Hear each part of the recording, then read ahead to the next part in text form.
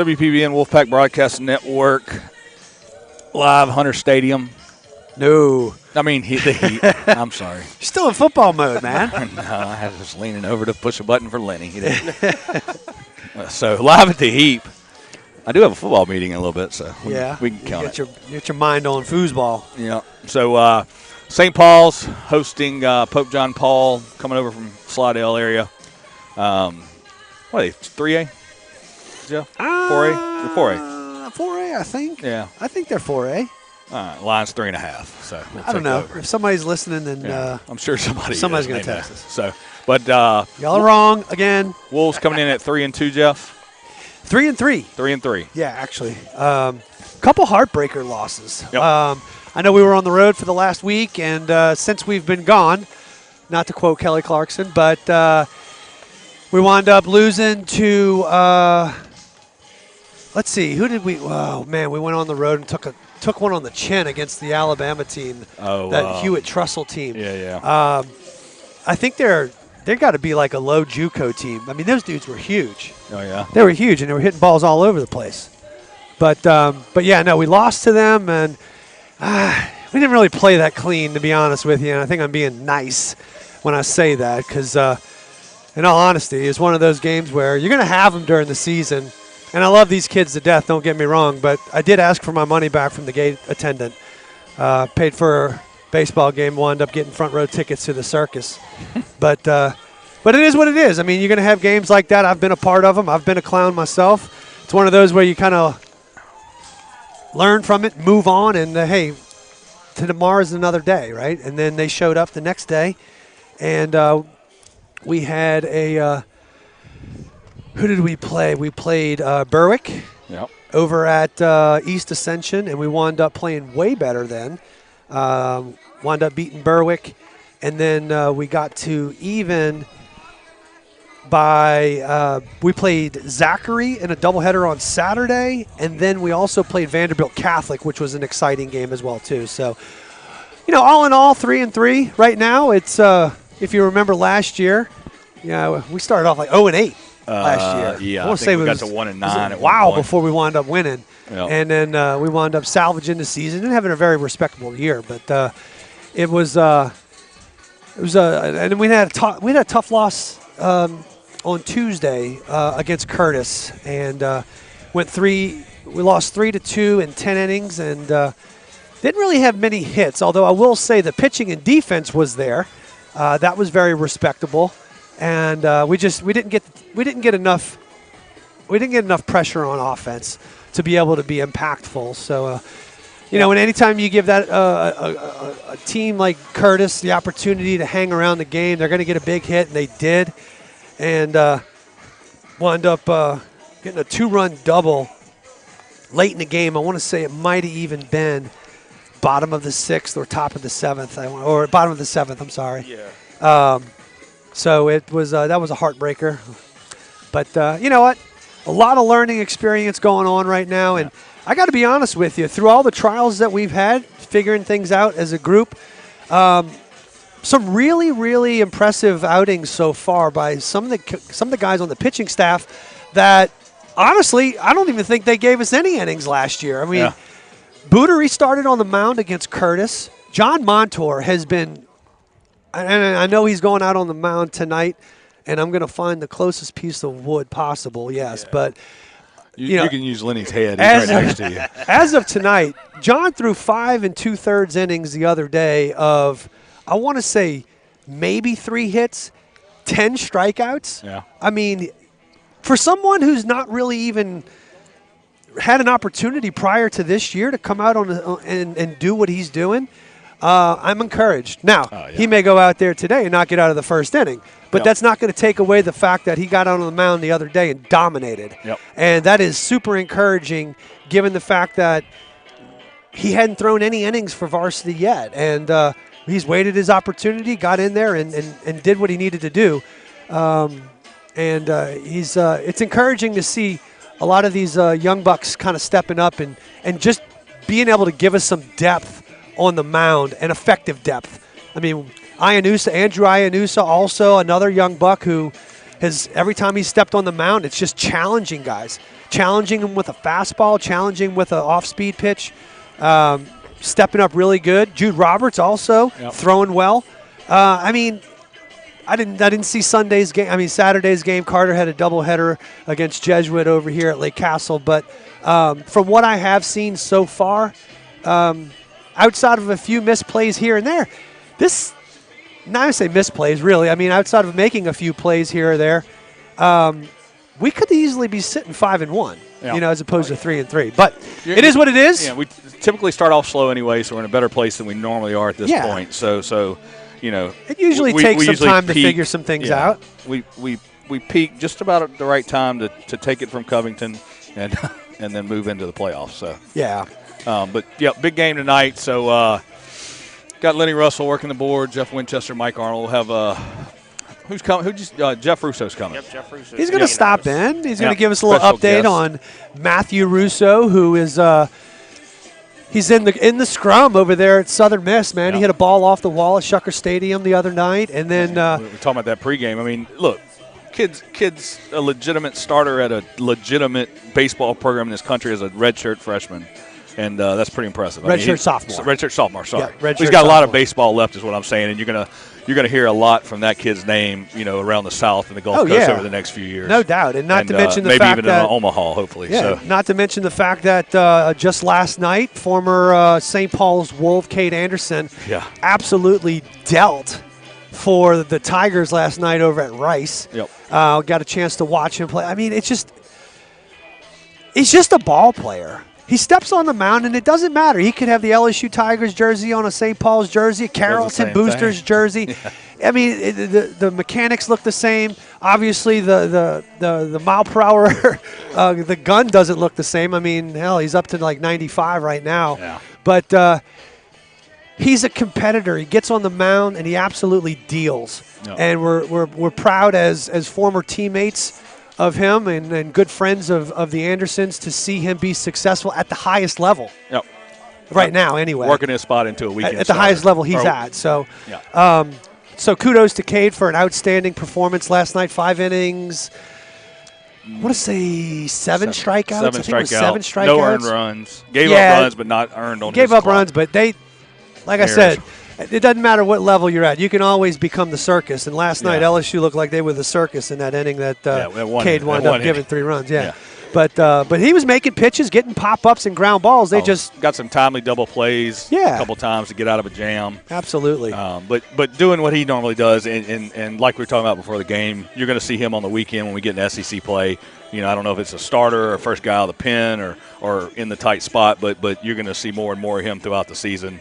And never know, maybe we have a Anderson versus Russo matchup in Omaha versus each other. Never know. So 2 St. Pauls, but never know. Big game here at the Heap live. Chilly evening, sun is down, overcast at the Heap. What are we pushing about? High 50s? Yeah, high 50s. Yeah, it's got to be. It's chilly. I came prepared tonight. Yep. Lenny just woke up from his nap and joined us, so we're let's take a quick commercial break, Lenny, and we'll be right back with the starting lineups. In and out urgent care. Serving our community with rapid COVID testing, flu shots, DOT CDL physicals, treatment for allergies, rashes, cuts, cough, and cold, and state-of-the-art on-site x-ray. Visit any of our 4 locations 7 days a week or bring the mobile care van to your business and test up to 300 people daily. Schedule your appointment online at inandouturgentcare.com. In and Out Urgent Care and Occupational Medicine. Feel better, faster.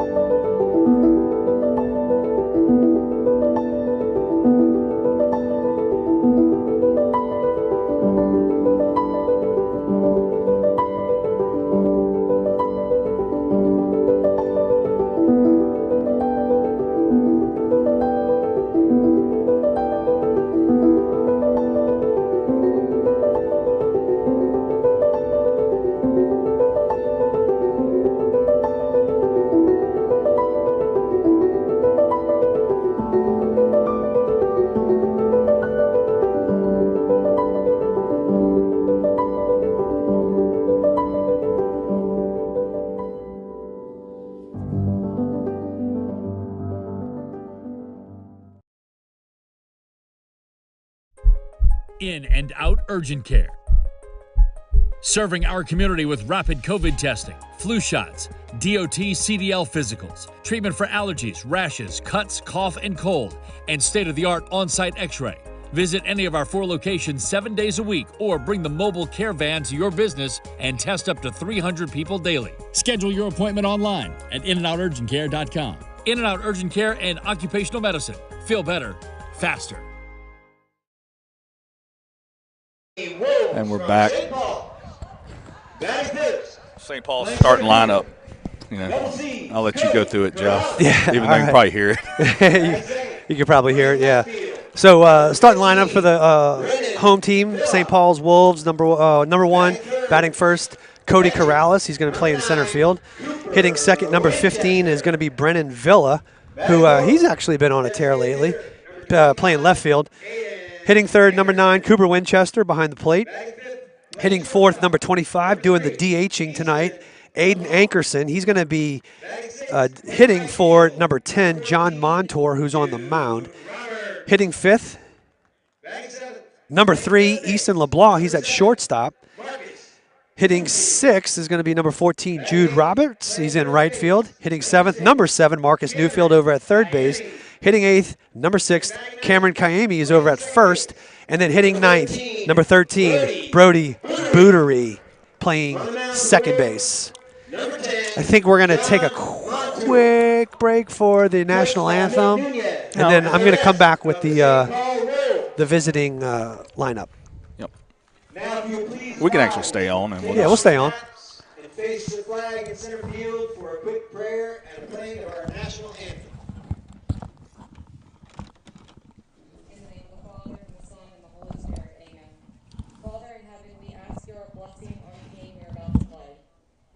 One of us the courage to play this game in a manner in which our words and our action is pleasing to you. Let us enter into this competition in a spirit of sportsmanship and with a respect for the members of the opposing team. We ask you, Father, to bless each one of us, especially the coaches, officials, parents, and players. Keep us under the protection of your Son, Jesus Christ, and help us to be aware of his presence with us in this game. Amen. St. Paul, our patron, pray for us. St. John Baptist de La Salle, pray for us. Live Jesus in our hearts forever.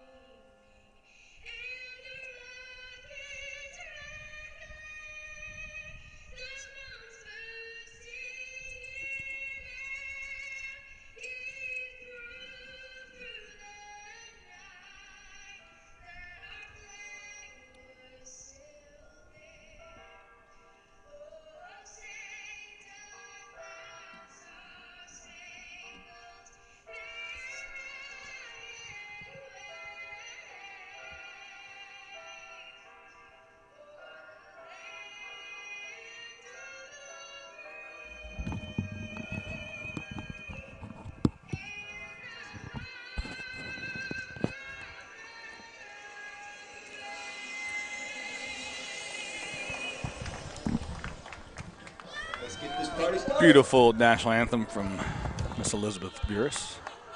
As always. As always. Recording. We don't always have her here. So. Players are always already being warned by the umpiring staff to please leave the field as the stare down of the national anthem was underway. What's the longest you've seen one of those go personally? Oh, man. I'm sure y'all. I mean, in person, it wasn't really a thing when I was still in a uniform. I mean, it just seemed like it was started like a couple years ago.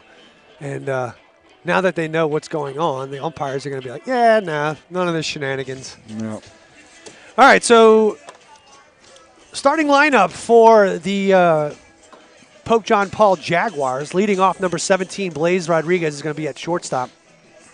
Hitting second, number 15, Sammy Reynolds is going to be in center field. Hitting third, number 23, Logan Cooper in left field. Hitting fourth, number 2, Andrew Hoff at third base. Number 18, Nick Andre is going to be hitting fifth at first base. Hitting sixth, number 20, Caden Amy, I think it is. He's going to be on the bump. Hitting seventh, number 5, Cade Lacoste. He's going to be behind the dish. Hitting eighth, number 1, Josh Greenwood. He's going to be in right field. And hitting ninth, number 5, Landon Guidry over at second base. Once again, John Montour on the mound right now. Yeah. Winchester behind the plate. Lenny, can you call, or I guess, never mind, Jim. I was going to say somebody zoom out that camera in the press boxes. We don't have the bases. No, they just got to hit the button on top. Ankerson's in there. So, got Newfield up on the grass. Montour's going to be going from the wind-up. Kaimi on the grass also at first base. LeBall and Brudery about a step into the outfield in the middle of the infield. First pitch from Montour, fastball, hit hard to left, and that's going to be beautiful. Caught Nice catch left by Villa for out number 1. Way to be ready. The ball had a little bit of that spin. Well, see, this is the good thing. The thing about Montour is that because he attacks the zone so much, there's going to be balls that are around the plate, which are good and bad, because if you leave it up, obviously they're just going to get hit, right? But if you can make your pitch and execute your pitch, keep it down in the zone, that aggressive nature of the hitters could very easily work into your advantage.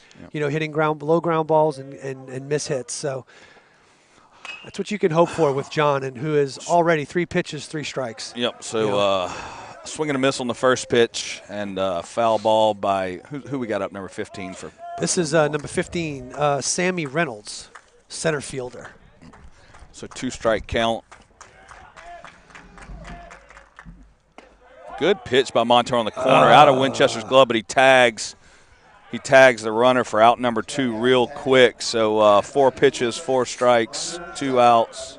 Well, that wasn't the sexiest put out. Yeah, but hey, it got the job done. Something, Yeah. In the book. Hang on. Where are you going? What you doing over there, Jeff? Man, this piece of paper wanted to go to the concession stand. So 2 outs here. Top of the first, scoreless. Oh, shoot. What did I do? Up to bat for Pope John Paul, number 23.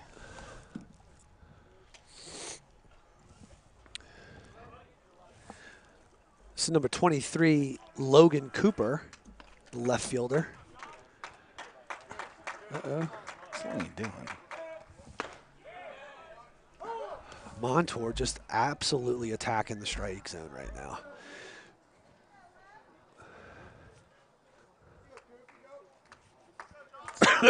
He's got more to go. There you go. There we go. So another top velocity strikeout for out number 3. So 3 up, 3 down for the Wolves. Top of the first as they go to bat in the bottom half, live at the Heat. And this is what I was talking about with John Montour. I mean, for a kid who hasn't had much varsity experience prior to this year, he steps on the mound, and it is like he is a man on a mission who's going to prove a point. Yep. And he is absolutely embracing whatever motivation he has to go prove himself worthy. And that inning right there was kind of a blip of the radar of what he was able to do the last few times he's been on the mound. It is super impressive. Villa and Winchester. So due up for the Wolves in the bottom half of the first inning. We got Corrales, Villa, and Winchester. And Amy is going to be pitching from the left side, so that's going to turn Cooper around, hit from the right. Who we got leading off, you said, Jeff? Corrales. Corrales. Yeah. Playing center field. Who, I have to tell you, like, if there's a kid on this team that looks like an athlete, it's Corrales. Yeah, he just looks. He's put together, man. Yep. He looks good. And they're going to have to get Amy to at least engage on that rubber because I just saw him throw that last pitch, and he's literally about 4 inches off of the rubber. Well, that one was a little bit better. Well, he still wasn't on it, though. Yeah. Maybe that might be the thing I have to yell at the umpires for. Two-man crew, you're probably never going to see. Oh, yeah. Well, you got a 3-man tonight, though. Do we? Yeah. Oh, yeah, we do have a guy down the left, the right They field snuck line. that third one in because when I Okay. got here, there was only 2. Okay, all right. All right. We'll see what Cody can do. Center fielder for the Wolves leading off on the right side. Coming out to a little Bob Marley. Yeah. Hey, whatever relaxes you and makes Was you it feel throwback comfortable. night? It's throwback night tonight at the ballpark. So we got sounds from the 70s, 80s, and 90s, maybe a little early 2000s, you know. Trying to do themes for every game. Tomorrow night, Friday night's hip-hop night, and then we got Saddle Up Saturday because we're going to do Saddle Up we're Saturday. going to do a little country theme going on. Nice. Yeah. 1-0 count to Corrales. Takes ball 2 a little bit up. Tight zone from this umpire. I mean, Got to send a special shout-out to my little niece, Hope, who's in the stands tonight. oh, yeah. Yeah, she just wanted to hear her name on That's TV. going to be a base hit. There we leading off go. the inning for Corrales That's as a he good turns start. first. Take that. It's going to bring up Brings up left fielder. number 15, Brennan, B.V. Villa, left fielder for the Wolves, batting from the left side. So what kind of move Amy's got here. Got third baseman in on the grass, looking for the bunt already. Middle infield playing back. Amy comes set. If it's one aspect of our game that I think we need to figure out and work on a little bit more throughout I call it the preseason, would be our base running. Yeah. I think it's one thing that we can improve upon, identifying good steal situations and being able to take a little bit more advantage of balls in the dirt. I think as an observer, Oh, yeah. Jumping on dirt balls. Watching from the stands time. the past couple games that I have been, I don't think we're as aggressive on balls in the dirt as we were in previous years. Well, if you if you take away the aggressiveness of Cade, because I mean when he got on the base, Right. I mean Well, he was he's- 90% of the I base mean, running aggressiveness. He is absolutely exceptional. Buddy, you know. how are you? What's up, Lake Castle boys? Good. Carter. 2-1 count coming up to Villa. Short lead for Corrales. Amy looks to the plate. Little all speed, maybe a changeup for strike 2. Caught that corner.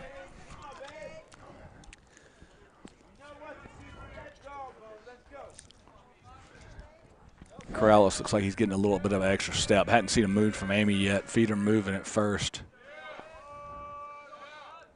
Runner going. Big cut by Villa, strike 3. Oh, Good throw by the catcher down the second for out number 2. Oh, Strike darn him it. out, throw him out. So a little hit and run there. Number 9, catcher, Cooper Winchester. It's going to bring up number 9, Cooper Winchester, catcher. That was a nice throw by the catcher, Cade Lacoste.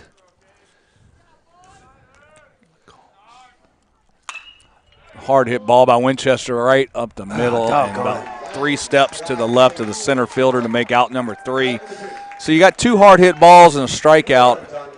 Yeah, well, you just got to keep swinging. Yeah, they're going to fall. I mean, Yeah. it's baseball. So scoreless going to the top of the second here, live at the Heat. St. Paul's and Pope John Paul Jaguars. And we'll be right back after this commercial break. In and out urgent care. Serving our community with rapid COVID testing, flu shots, DOT CDL physicals, treatment for allergies, rashes, cuts, cough, and cold, and state-of-the-art on-site x-ray. Visit any of our 4 locations 7 days a week or bring the mobile care van to your business and test up to 300 people daily. Schedule your appointment online at inandouturgentcare.com. In and Out Urgent Care and Occupational Medicine. Feel better, faster.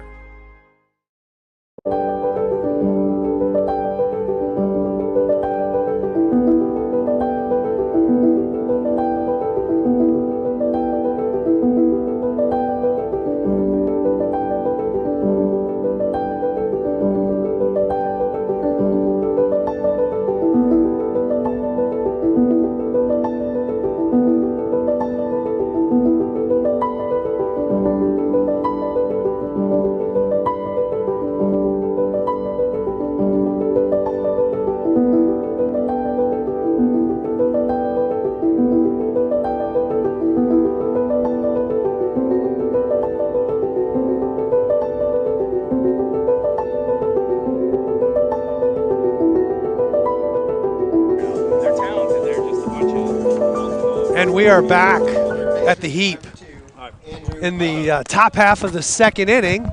We're going to trade out one commentator for another one. Joining us in the booth right now is the legend. Legends only. The legend. Legends only. Jeffrey Russo. Legends only lounge. I love it.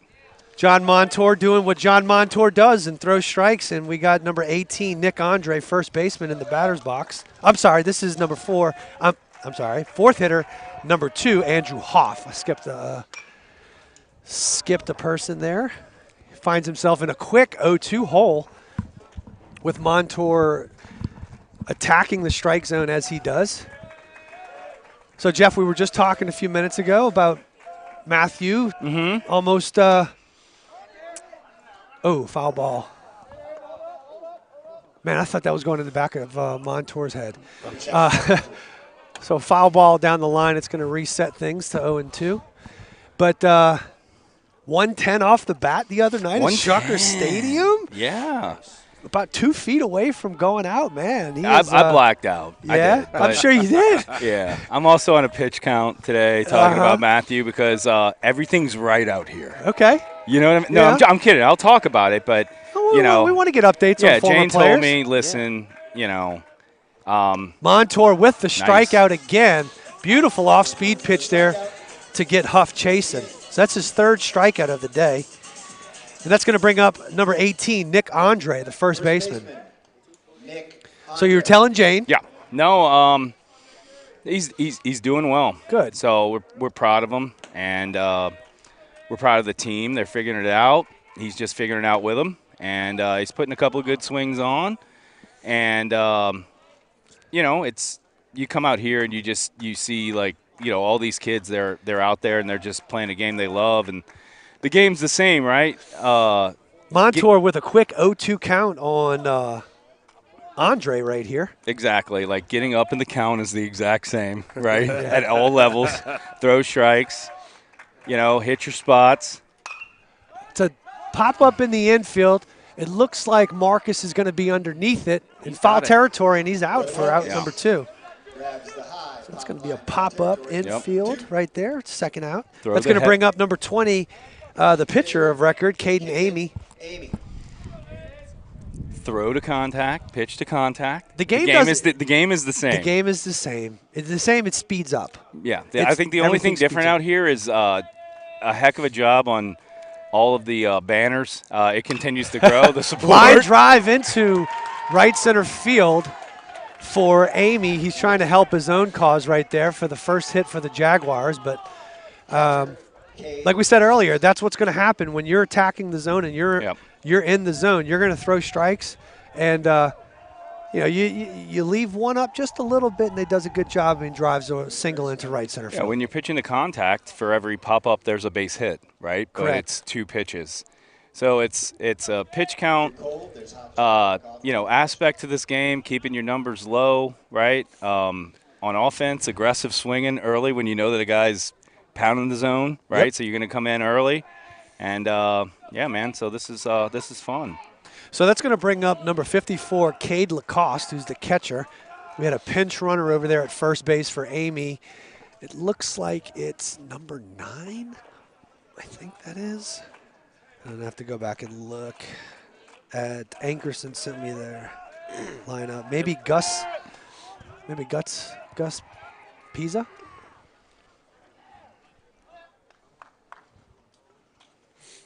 I think it is.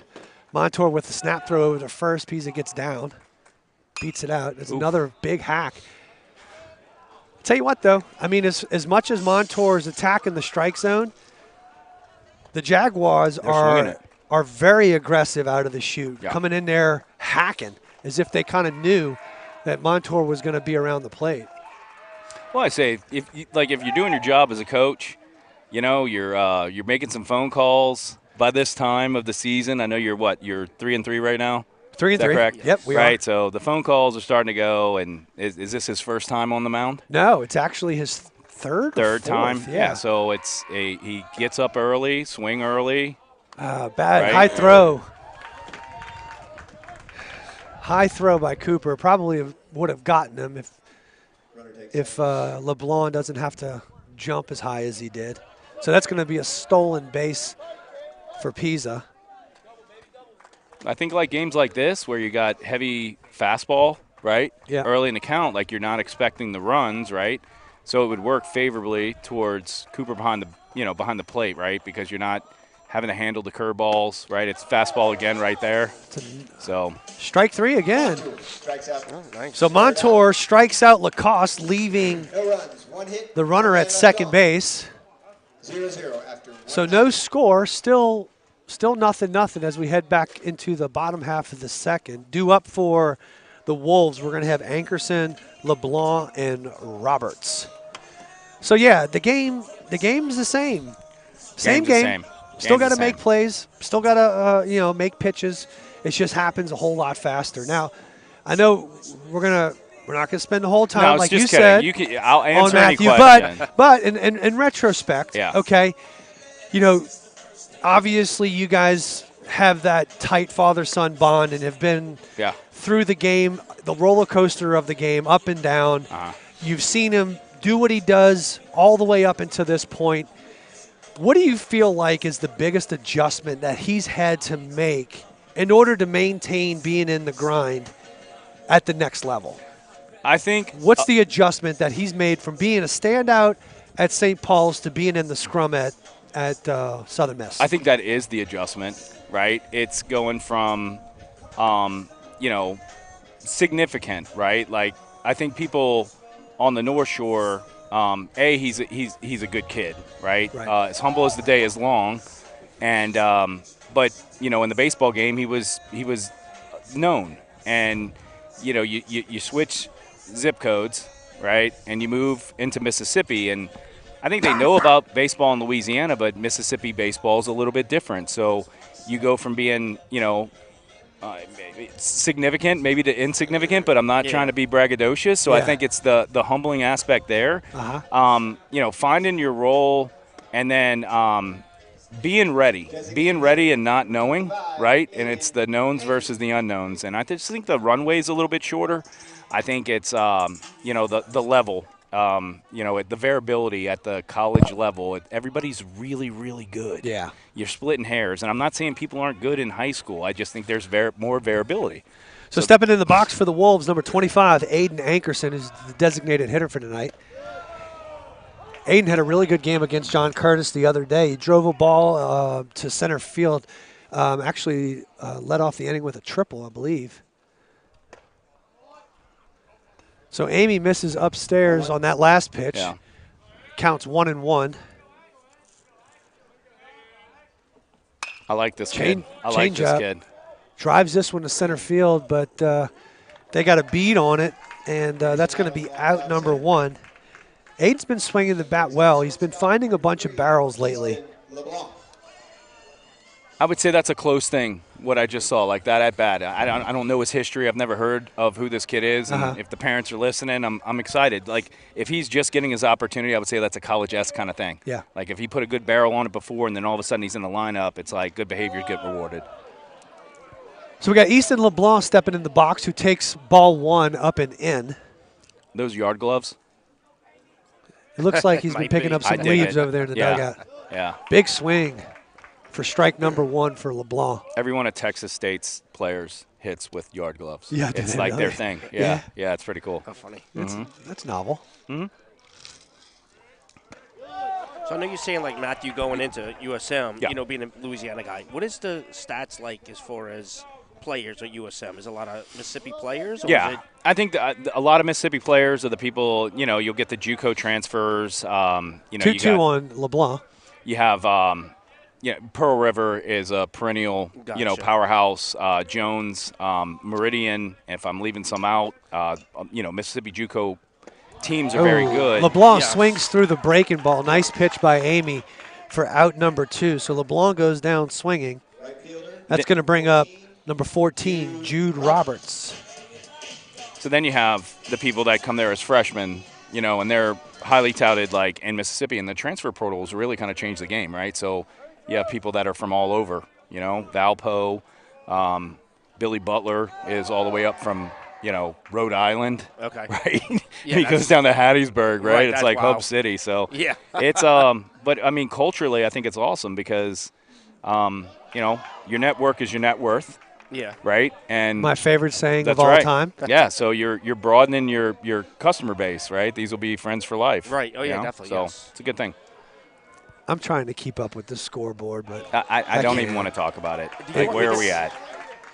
I worked it last week. You got it? Okay. Yeah. So Roberts goes down swinging right there for the third out. Amy kind of settling in now, making some really good pitches. That's going to go move us to the top half of the third inning. Score still 0-0.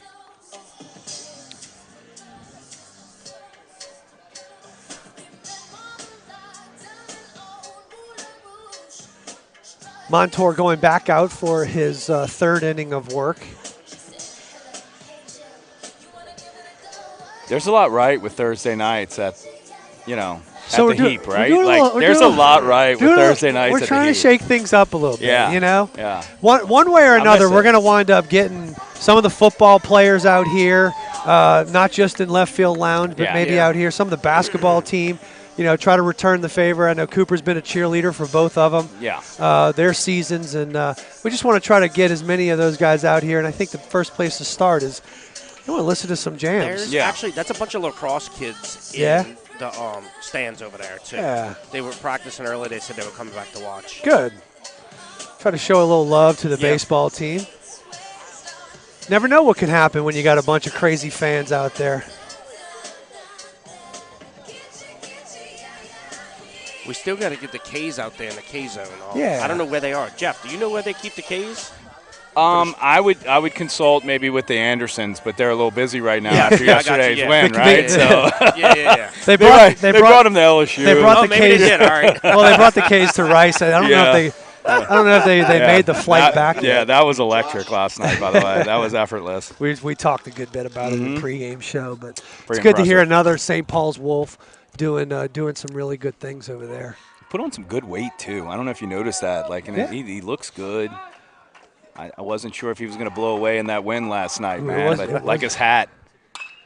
So Greenwood hits a hot shot over there to Nice Marcus play. Newfield. That was a hard ground ball right there. Great job by Marcus sucking that up like a vacuum cleaner over there Second baseman, Landon Gidry. for the first out of the inning. But that's the advantage of being able to throw strikes and execute pitches against aggressive teams. If you execute your pitch, you're going to wind up doing you a favor and putting the ball on the ground where at least it's manageable. Another hot ground ball over to third base. Marcus showing that he can play the hot corner over there. It's out number 2, so 2 pitches, 2 outs. I mean, let's not overcomplicate this game, right? Like, if you It think is what about it the is. statistics, a fastball strike only has a 25% chance of it being a hit. Right, of course. It's either a take strike, a swing and miss, that I'll also consider a foul ball, Sure. a ground out / pop up, or a hit. Right? So, like, statistically, get up, in the count. Which Montour has no problem doing that's because all I've seen. he's faced 10 hitters. This is his 10th right now. And First off speed I've seen. But you know what? That's not a bad pitch. No, it's a great You know, as being around the zone as he is, I want to see if any of these kids are disciplined enough to lay off of balls that are outside the zone. Because if it's one thing that you want to see is what is the discipline of this hitter telling me? Do I have to pitch him a strike? Even though I am throwing strikes, do I have to throw this kid a strike? Or can I nibble off the corner and see if he winds up chasing bad pitches? As much as I can keep the ball away from the barrel, I want to, right? But if I need to get back in there and start attacking the strike zone. So he reminds me a little bit of, if people go back to the 1-9 team. By the way, this is Blaze Rodriguez, number 17, leadoff guy. Go back to the top. Like a Grant Bazette. Ground ball to Easton LeBlanc, Sunday school hop. Easton's up with it, makes the throw across the diamond to Kayemi. Nice play. And we're out of the inning. Beautiful inning of work right there by John Montour. I'm sorry to cut you off there. No, Jeff. it's What were you okay. saying? I was just thinking to myself, I better start talking about Matthew here pretty soon. This game's going by so fast. Yeah, but, wow. Yeah. No, Yeah, I mean, what I've noticed is we really overcomplicate this game. We really do. And You know, I will tell you, one of the places that gets overcomplicated is right there on the mound. Mm-hmm. I mean, I'm watching. We got 2 young players behind us right now. One of them will get on the mound. The other one will get behind the plate. Right. For young players who are watching this game, I want you guys to take note at the effectiveness of being able to pitch in the zone and not try to be too fine too soon. Mm-hmm. I want to see what I wish they would have Game Changer upload in real time so that we can see exactly what the pitch count is I was for going to ask you that a minute ago for the Wolves. Maybe it is, and I haven't even checked I it. know Randy Koras wanted to put one up about 4 years ago that would just have the pitch count up there. But, I mean, I've got to believe Montour's pitch count it's got to be at 20 pitches in 3 innings. At the most, he's at 30. Yeah, maybe. That was only 6 pitches or 7 pitches. Yeah, but I mean, look how effective he is. I mean, there are some times where guys who go out there and start, they're throwing 35 pitches to get out of the first. Yeah, and the Pope John Paul's pitcher here too as well. I think the narrative is pretty consistent. The pitching has been very, very aggressive and very good. This is going to bring up Marcus Newfield, who's responsible for 2 outs in the top half of the 3rd inning. There you go. Take strike 1 right there. You know, in the college game, I think one of the things that you're really looking for is, like, you call it like a plus count, right? So 1-0, 2-0, right? So where statistically things are favorable for you to get something a little bit more in the zone, right? So what you're seeing here is the enantiomer of it. It's everything before you know it is like 0-1, 0-2, right? In this game right now. So, and there you go. That's what I would do. Change his eyes. But that's not a bad pitch right there. In fact, pitch. I almost think that's a purpose pitch. He just went a little bit too high. Right. Right. You want to climb the ladder. You want to be able to change eye level. Eye level's the key, right? Right. Like, if you really think about it, and then where he just finished that pitch right there. What did he just do? Down and away. We were up in the zone. Exactly. We were not in the zone, but we're up out of the zone, and then we change eye level to down. So it's 1 ball, 2 strikes to Newfield. Newfield's going to try to fight off a breaking ball. Slow roller over to shortstop. Comes up, makes the play, fires across the diamond for the first out of the inning. Now, first baseman, Cam Kayemi. What about, like, back in the day, one of the, like, most clutch calls? Probably one of the most clutch calls of WPBN was Trent Kayemi's We still run, talk right? about that. I don't know if I think it might still be trending, actually. I don't know if we had a. We lost our mind. We haven't had a walk-off since then. Speaking of Trent Kayemi, younger brother Cameron Kayemi steps in the box and I know what I'm doing. sniffs a fastball right there as the pitcher tried to trim his nose hair. Yeah. Cameron Kayemi, the first baseman. I saw Trent last year. He's at University of Alabama, right? Yeah. And we played out there. They put Matthew in as a redshirt freshman as at 18-0. Go impact the game. And, you know, but it was a great trip. Get you some experience. Yeah, right I brought there. Connor out there to do a tour of Alabama and, you know, watch Matthew play, see Sid Vincent, you know, who was playing soccer for the team at the time, or maybe she had just retired. So it's keeping that North Shore community involved, man. Breaking ball bounces 3 feet in front of the plate for 2 balls and 2 strike count to Kayemi. So Sid retired?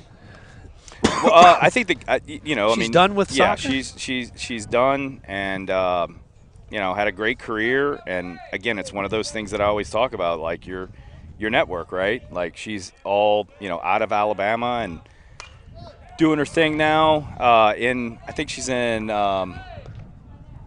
I mean, I want to say OT school, if I'm not mistaken. Okay. So if Doug's listening, I'm sorry if I got it wrong, but yeah. So, you know, just staying in the game by, you know, looking in the medical side of it and the recovery side, and she had an interesting, you know, it wasn't a completely clean career. You know, she was a hell of a soccer player, but also so the 2-2 breaking ball to Kayemi just misses up in the zone. Ball's up. It's a good look. 3 balls, 2 strikes.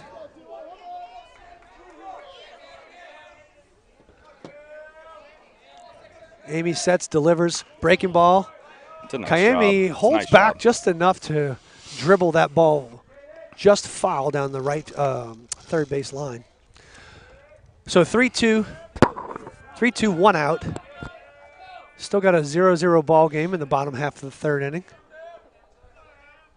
Wolves searching for their, no, not their first hit. They had a first hit. Little fist job over to first base in foul territory. And number 18, Nick Andre, comes up with it on the run as he tracks it down in foul territory over there by Gibby. It's going to bring up number 13, Brody Bootery, second baseman. Brother, the Gavin Bootery? Yes. Okay. Bootery with Nice a line piece. drive. Oh! Great catch by the shortstop. Yes. Gets to a full extension jump to Rob Bootery of a base hit. So good play by the shortstop. Blaze Rodriguez got up there and got that one. So that's going to end the inning for the Wolves right there. Would that change to Blaze Rodriguez on that play? Plays Rodriguez. Yeah. Rodriguez. Yeah. It's a nice play. I see you. Yeah. I see you. Little dad joke right there. Yeah. I like dad I'll be here jokes. all night. Yeah, we listen. Yeah. We have no problem with dad jokes around here. In between innings, so I'll think about memories of the heap that you then retro back to Yeah. in moments. So the ball that Matthew was announced as the longest single in college baseball history. Okay, I think the entire it was a cool vibe. It was they played at the minor league stadium in Biloxi. The So, Shuckers. yeah, it was a great environment out there, and so I noticed he fouled off 6 straight balls. Yeah. And it retroed me back at that moment, and I know you're about to cut me off, to the his freshman year against Jesuit. I am going to cut you real quick. This is number 15, Sammy Reynolds, center fielder. Struck out his last time at bat. So I would say it's the best environment that I've been at the Heap as a parent was the 3-game set against Jesuit. Oh, that was a big-time game. Yeah. Montour attacks with the fastball, and Reynolds winds up swinging through it for strike one. I remember listening to that ball game. That was a great listen. Yeah, back before we had the visuals. Yeah, so Matthew was a freshman. I remember there was this guy, big left-hander, Lee, on the mound, and the game was going into extra innings. We had just hit a home run, and Matthew comes up, and it was probably about a 15-pitch at bat, and it was 8 straight foul balls, and then he hit a double down the line, right? And nothing had wound up happening, but you just remember that, and you remember the crowd going crazy. And after that 6th foul ball, my head at that moment, through all the nerves as a dad, retroed back to the game against Jesuit when he was a freshman. So probably one of my best memories here at the Heap. So we wound up having a repitch right there. Yeah. Montour, in his windup, throws a pitch. We had a technical glitch up in the press box, and a soundbite played, and so we wound up not getting to redoing that pitch. And who's out there, Randy? And Is that Randy on the 1s and 2s? Reynolds winds up swinging through that one. So 3 balls, 2 strikes to Sammy Reynolds. Montour delivers, and it's off the end of the bat, and it's just going to bloop into shallow left field. Villa comes up, tosses it in, so it's going to fall in for a single. Left fielder, Logan Cooper. So single for Sammy Reynolds, which is going to bring up number 23, the left fielder, Logan Cooper. First at bat, also struck out.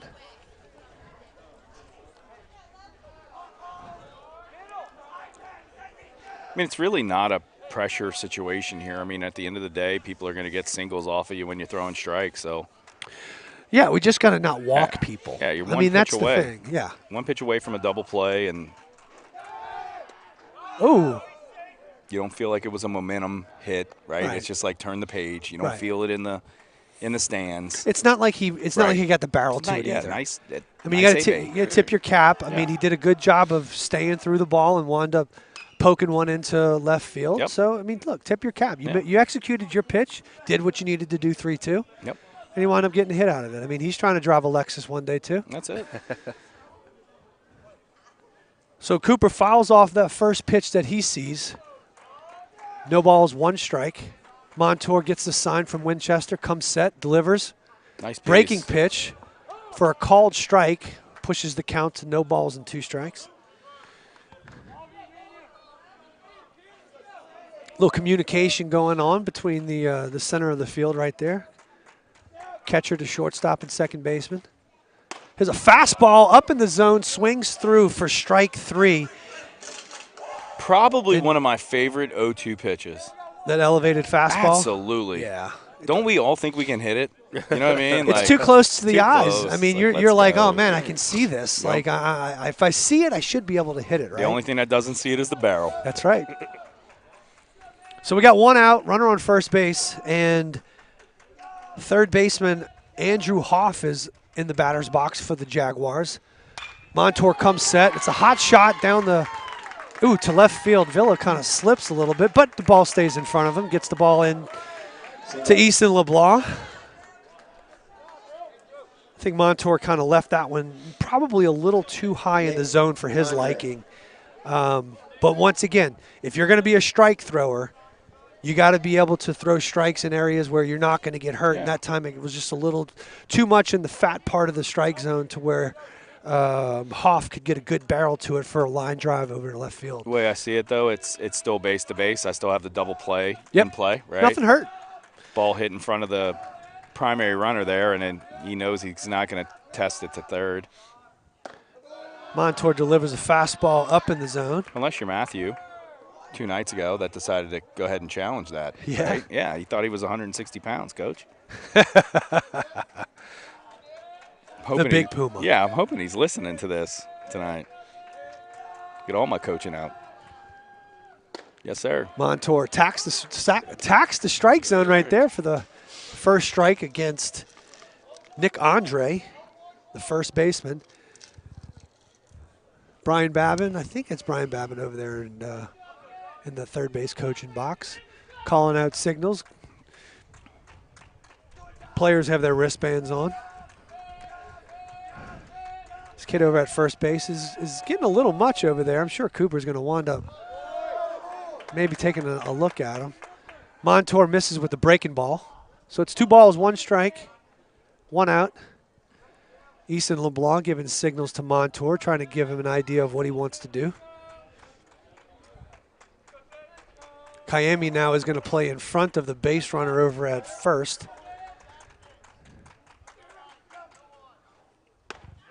It's the essence of the first base position.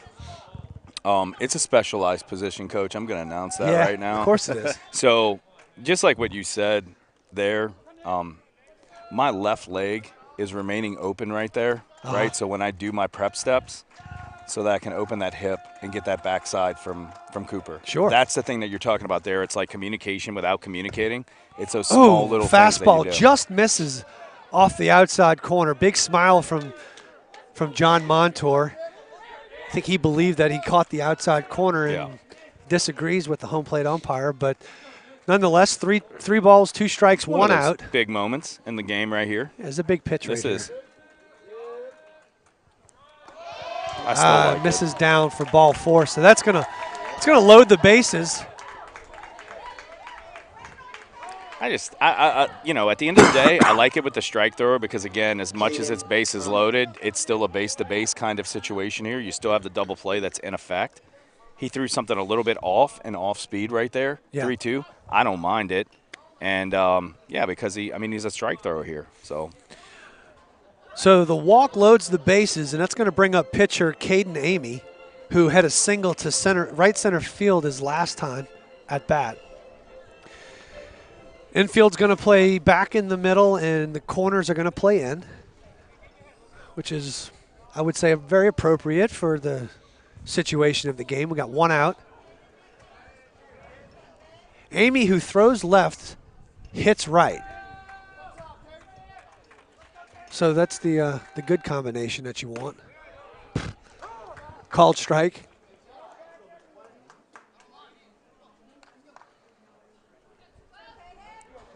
I was one of those dads that really kind of thought, back in the kids that were born right around the 2000s, I was like, squeeze. Yep. He got him. He's got him. We got him in a rundown. Oh, it hit the base runner. It hit the base runner. See, that's the kind of stuff that we can't have happen. You can't have that. We've got an out dead to rights, and we don't create throwing lanes. That's, I talk about baseball 101, right? Like, that is not a very good throw by Cooper. It winds up hitting the base runner, and it ricochets off of him, goes into shallow left field, and now the run comes in. I'm not going to defend Cooper like I usually do in games. So it was out, though. He just never let the game slow down to him. At the end of the day, the bases are loaded, so you just pause when you get spun up. Yeah. Right? You just pause and go, this is not going to go anywhere. Your third baseman was not back. At the end of the day, it was just like if that pause would have just occurred, right, then it's a different thing. Now, I don't know, and obviously I am Cooper's worst critic, being his dad. That's obviously. why I'm here to defend him. I wonder if the tape around his fingers, based off of where it is, gave him any different sensation on a finesse throw like that. It's a line drive base hit to left field. Villa's going to come up. He's going to give it a shot. That's not going to work out. And Amy's going to make it to second base. A run's going to come in. A little out of position right there. It seemed like the corners didn't really know who was going to be the cutoff guy. The ball winds up going right in the middle of the field. And kind of exploited an opportunity for the base runners to advance because nobody but the catcher could come up and cut the ball off. So a little bit of a breakdown right now by defensively from St. Paul's. So we got one out, runners on second and third, and that's going to bring up number 54, Cade Lacoste, the catcher, as he comes in the batter's box. So that's going to draw the infield in. Big swing right there by Lacoste, chases a ball down and away. Would have been a ball, but he's being aggressive. He's being aggressive. You need the strikeout right now. Yeah. Like this is going to be the momentum's. Well, the big thing is that you don't need to throw this guy a strike. Right. Okay, so we need to stay away from the zone. He goes through it. No. Now we're going to wind up getting the guy in the run down here. Let's see if we can properly execute this one this time. You see the blood pressure right now, Coach? Oh, yeah. Way too many throws. Way too many throws already. Yep. We wind up getting them. It wasn't the prettiest. It was a swing through bunt. Wolves get the out in the rundown. Swing through squeeze attempt right there. We wind up getting the base runner in between innings. Look, but we'll you take saw the out. You saw the blood pressure. It was completely different. Yes. He came up last time, jerked, and then went. Well, at least if anything, he can make an adjustment. And sometimes key to life, Dad. And sometimes, you know what? Knowing what he just came from yep. gives you reason to maybe squeeze that ball a little bit harder. Mm-hmm. Hey, I don't want to make the same mistake. And then, whoop, you wind up throwing the ball away, and another one comes in, and then now you got the yips, right?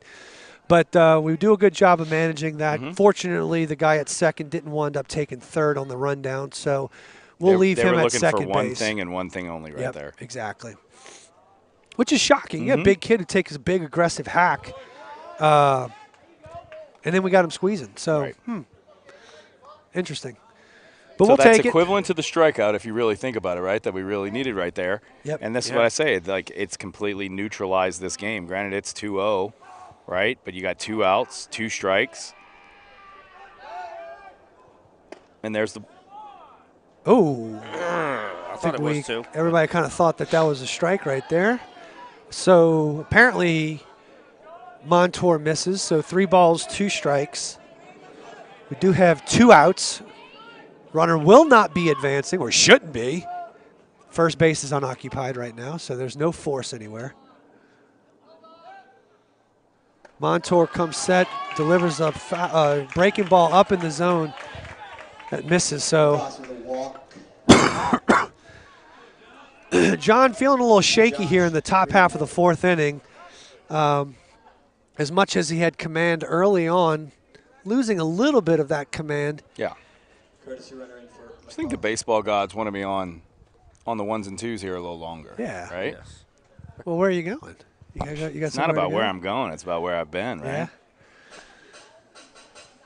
So it's going to bring up number 1, Josh Greenwood, who hit a hard line drive to Marcus Newfield over at third base in his last at-bat, jumped on a fastball, first pitch fastball. So we got runners on first and second, 2 outs. Guy at first has got a really healthy lead. I just think we need to take a step back. Just do a quick reset, right? This kid's been pounding the zone. If he misses with a pitch right here, Cooper should go out and talk to him.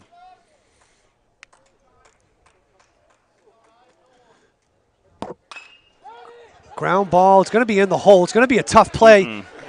Go. Come off. Let's go. Oh, he got it. And we missed the opportunity at home. We weren't anticipating the base runner rounding third, and we weren't in position at home to make the out. So another mishap by the Wolves here that plates another run. It was going to be a tough play to make at first anyway. That's in the situation where you got to know the speed of the runner plus the velocity of the ball that was hit to make an assessment in the moment. I get it. It's in the moment. But we got to realize that the likelihood of us getting the out there is not worth the risk of the guy coming around third right there. So in my opinion, that's when you pull out the full arm fake to first to see if we can draw the base runner around third. And then with any luck, we wind up getting him rounding third because the odds of that happening are going to be better than the odds of getting Greenwood, who runs like the wind, out at first base. And I would say at first base, what you're also doing is you know that you're not going to make that play. You know that once that ball's released from shortstop, right. I got to come off the bag. Me staying on the bag is not right. Like right. My next play is there, and yes.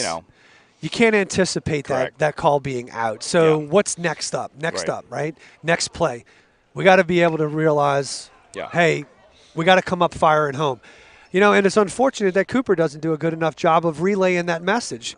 He wasn't anticipating a throwback either. So, he's out of position, and just overall, collectively, I don't think we thought that one through in the split seconds that we needed to make It's that a happen. practice in between games where a coach will just go, hey, guys, come on in, and then you just work on that, right? Because at the next level, you're right. The shortstop comes and makes that play. It's a fake. I would also say the third base coach knows it's going to be a fake. Right. That turn's probably not as big. Yeah. Right? And at high school, the ball goes there, right? And I would say that's probably the difference.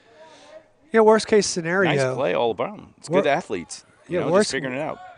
There it is. There's a weak pop-up to first base. Kayemi's going to be underneath He's it. all over it. There it is. And we got that for the third out. So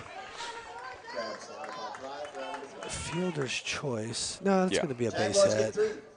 Which one? Infield that one? base hit. Oh, no, yeah, that was a base hit. Infield base hit by Greenwood that played in a run, and then that one was a pop-up 3. So, man, defensive breakdown right there in that inning, and that's unfortunate because, truth be told, probably could have got out of that inning, not even giving up any. Maybe one. The base hit by Amy winds up plating one. I'd probably give them that one. They were in position to score right there, but the errant throw in the rundown and kind of the first rundown was the first score, though. Correct. Yeah. So we got that, the base runner, the base hit, and then that last play, which maybe we could have gotten out of because look what happens. You full arm fake it. The guy at third stays at home. He doesn't even go. Next guy comes up. We got a weak pop up to first base. We're out of the inning. Now look, hindsight's 20/20. I get it, and I'm sure there's a lot of armchair quarterbacks that would have a lot of different thoughts on that. But in reality, that's a baseball play, right? I mean, I've seen it 1,000 times. That slow roller with a guy running fast is it's not a good combination of trying to make that play in the hole. And I love Easton's arm better than anybody, but there's only so much you can do with a ball that's hit weak. No. So that's going to bring the top half of the lineup back around for the Wolves. So we got Corrales, Villa, and Winchester due up in the bottom half of the fourth inning. You do know that Simon's faking that ball. Yeah. Right. But that's where a seasoned kind of, high-level baseball IQ play it's gotten made. And that's what it's going to take. Yeah. That play right there is, and I know we keep going back to I want to move on, but that play collectively is who's got the high baseball IQs right now. And I'm not trying to take anything away from the young players, but you're going to learn that, and you're going to remember that play moving forward as Corrales pops up to right field. Greenwood's underneath it for the first out of the inning. Corrales with the fly ball to right, crowd number 1. Left fielder, number 15. Corrales is going to be a good player here. He's just an athlete. Yeah. That's going to bring up Brendan Villa, struck out his first time at bat. Has been swinging the bat well lately. He had a big hit against, I want to say was it Berwick? Kind of got the wheels rolling with a late inning double. Big hack right there, fouls it straight back for strike number 1.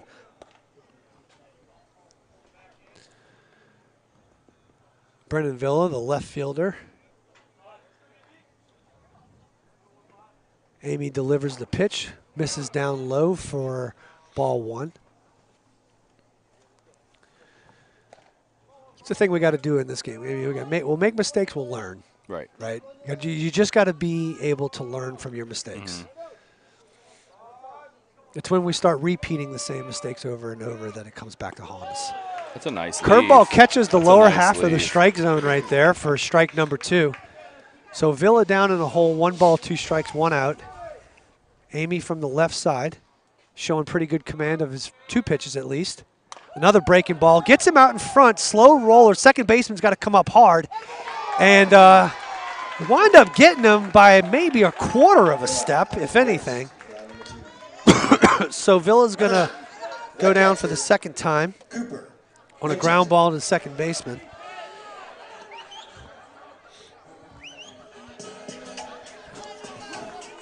So Winchester comes up, hitting from the right side as Amy winds up pitching from the left.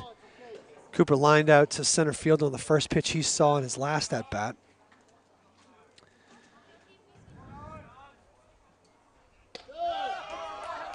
Misses in with a fastball for ball 1.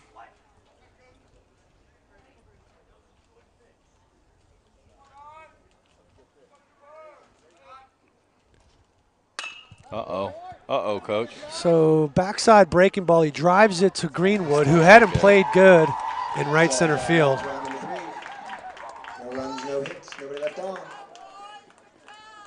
They had him play the pull side, so Greenwood was more so in the right center field gap versus, traditionally playing the fade on an opposite hand hitter. So we're going to take a quick commercial break, see if we can score something good from the concession stand. What? And we're going to try to come back. We'll be back in just a second.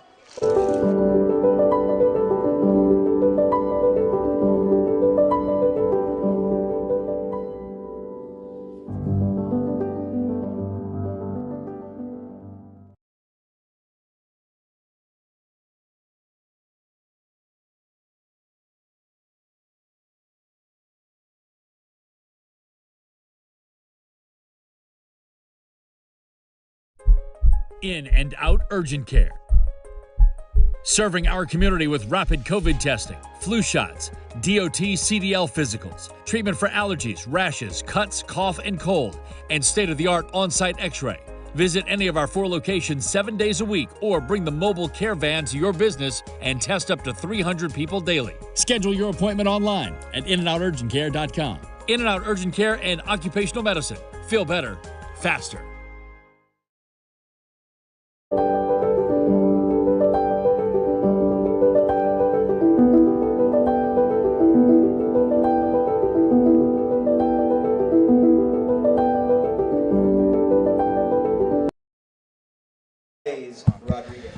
All right, we're back at the top half of the 5th inning. I keep wanting to say John Curtis. We just got finished Curtis. Pope John Paul with a 3-0 lead. John Montour is back to work, throwing strikes. Hits the bottom part of the strike zone there with an off-speed pitch. And we have the top half of the lineup. Shortstop Blaze Rodriguez scorches a ball that gets over Villa's head in left field. He's going to come up fire in the second base, so that's going to be a stand-up leadoff double for Blaze Rodriguez. Sammy Reynolds.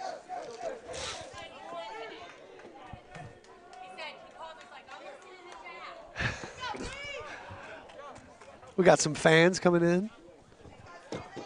Renee Raymer letting me know Craig's listening.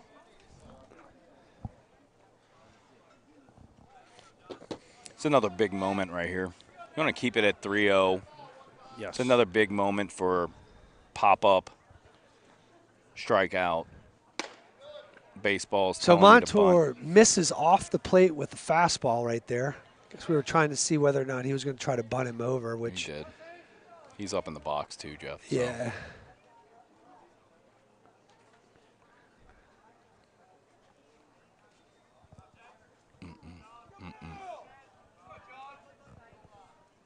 Montour delivers. A little drag bunt action there. It's going to go foul.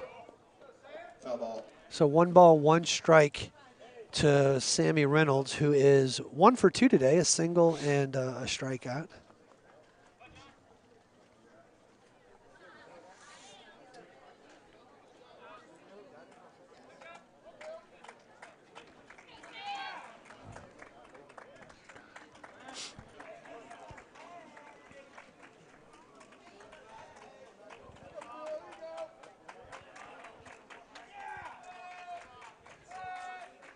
Montour delivers. There it is.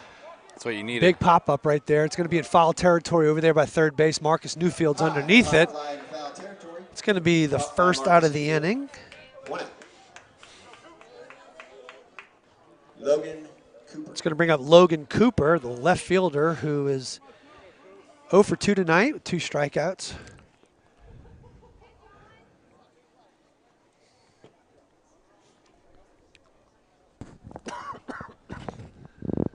Montour gets the sign from Winchester, comes set. Rush, that was an excellent job of that. Although we didn't execute the pitch, that's exactly what you're trying to shoot for. Although I Right. think even Easton maybe thought that there was a pickoff sign there. But to Montour's credit, once he committed back to second base, he winds up making the pitch. That's how you draw it up. You want all that momentum going towards second base in that scenario, because if there is a base hit into the outfield, now we have to totally regather all of our momentum, and that could be the difference between them scoring a run on a base hit to the outfield or not.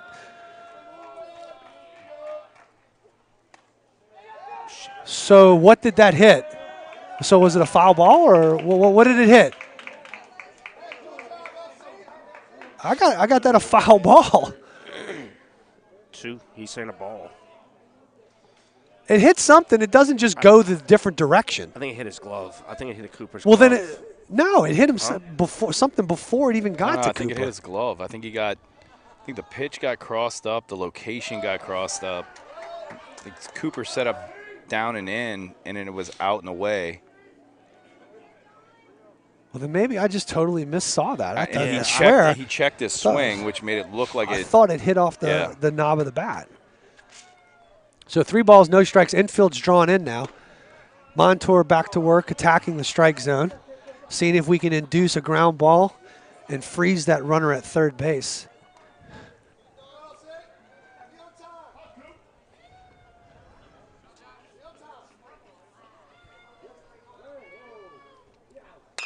So it's a weak pop-up to second base, which is exactly what you need That's why right I'm now. here, Coach. Second base. So Logan Cooper pops up to the second baseman, Brody Bootery, for out number 2, leaving the runner at third base for the time being anyway. And that's going to bring up number 2, Andrew Hoff, who is also 1 for 2 tonight. Strikeout and a single in his last at-bat. So Montour gets him to chase, swings through a fastball right there. Good. What do we have here? Uh-oh. Thank you. A little hamburger. Thank Nice. God. I don't know what that. Thanks, Carter. So 0-1, Montour delivers. Misses with the off-speed pitch off the outside part of the plate. Look, we got some room to play with here. We just want to make sure that we're around the zone, within the zone, right? Yep.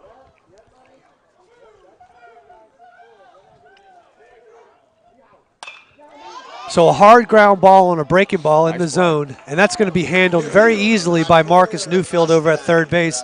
Makes the throw across the diamond to Kaimi, and that's going to strand the runner at third base. So the Jaguars squander a leadoff double with a pop-up to the third baseman, a pop-up to the second baseman with a runner on third base, and then a ground ball to the third baseman. So that's going to bring us to the bottom half of the fifth inning. Score still 3-0. Yeah, we need a run here, we need right? to get something going with the bats. Going right here, right? I mean, a game that started, it opened up so promising with a leadoff base hit, and got quickly squashed with a strike him out, throw him out, and then a line out to center field, and really not much offensive pressure going on right now. We got to manufacture something. Amy's doing a good job of trying to keep them off balance. Look, he's around the zone. He's from the left side, right? And I just think it shows you the essence of having that left-handed pitcher to be able to come out there and just kind of change the game a little bit.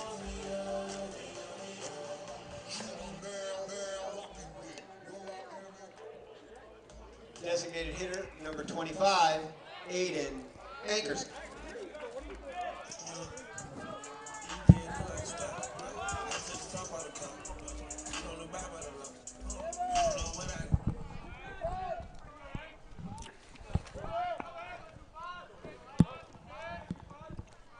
So Ankerson's going to lead things off This kid's aggressive, in the man. the bottom half of the fifth inning. Puts a big swing on it. What year is he? He's a junior. Okay. He drove the ball to center field in his last at-bat. We're not turning the lineup over. We just got to be able to string a few hits together. We've had It's at all least two, but 1, 2, 3 dried innings, up right now. So- Yeah. The thing is, we got a lineup that can swing it. We got some Right. firepower. It's just, it's just like anything else in this game. You've seen it before. You got guys that just, hitting's contagious. It's either contagious one way or another, right? There's Ankerson. Sits back on a breaking ball. Hard ground ball where the shortstop, Rodriguez, can't come up with it cleanly. So Ankerson's going to lead off the inning Number 3, with an E6. Although it's somewhat borderline. I mean, that's a tough play. He's moving to his glove side. I don't know. Maybe I'm being too kind to the visitors. I thought it was fieldable. Yeah. So Easton LeBlanc's going to step in. Little check swing, excuse me, over to the Jaguar dugout. Excuse me. So no balls, one strike. Ankerson with a respectable lead over there at first base. Amy's keeping an eye on him. Time was called at the very last second before it's unsafe. Wow. Okay. Yeah, you got to throw it right there. Yeah. All right, we got to make some things happen. Got to put some things together right here. You have opportunities to score runs. Balls up. Amy misses up top with a fastball. Pushes the count to 1 ball, 1 strike. Amy doing a good job of keeping the Wolves off balance. Using his breaking pitches and aggressive hitting counts. I wouldn't be surprised if, okay, maybe not. Misses with a fastball down. So 2 balls, 1 strike to Easton LeBlanc.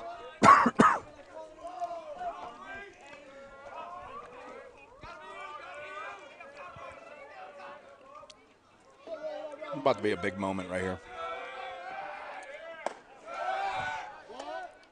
Snap throw to first base I like it.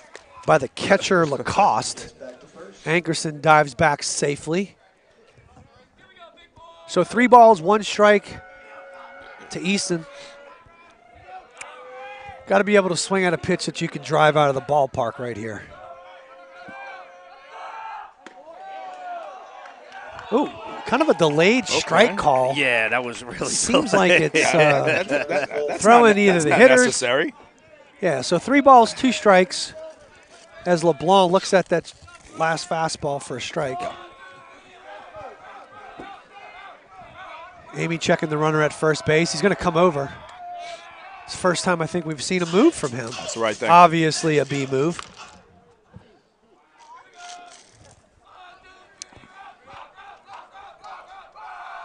LeBlanc swings through it for strike 3.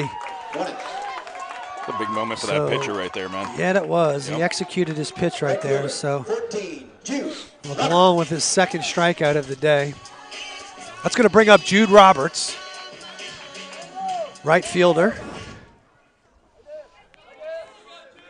See if we can make something happen right here. Jude's got juice. Okay, shows drag, takes it. Good idea. Hey, at this point in time, I'll take anything.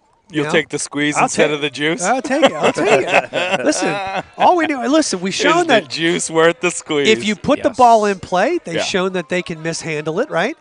And right now, I mean, we can't hit water falling off a boat. Yeah. And we'll try to do anything we can to get the defense to maybe muff a ball. Yeah. You know. So 1 ball, 1 strike to Jude. All it takes is 1 hit to kind of get things going. Amy misses with the backdoor breaking ball. Fans over from Pope John Paul disagree. Respectfully disagree.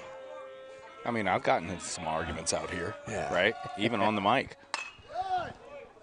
So Jude checks up a ball. Going to be deep fly ball to the field behind us. I mean, we pretty much knew in the 3-game series against Holy Cross back in 2021 that it was going to be heated in the playoffs. Oh, of course. Right? The tone was set. Yep. You know, the reference towards Muffin Man started when I was on this broadcast. Oh, yeah. So the 2-2 count to Jude. Misses off with a breaking ball high. Snap throw to first base. Back again on the pick. Too late. I like the kid behind the plate. Yeah, big kid, strong arm. He's already got 1 caught stealing for today. Excuse me, y'all.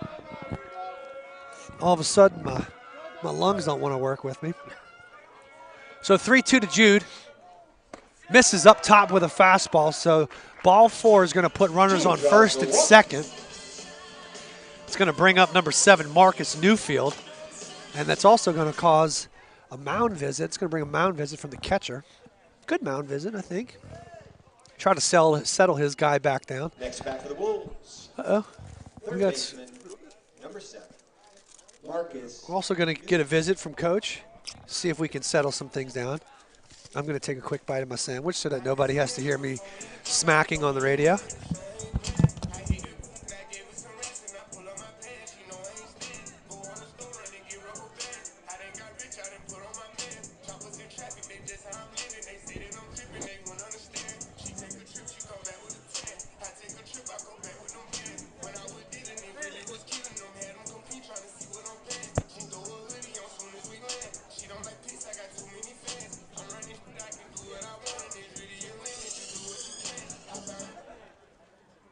Marcus Newfield.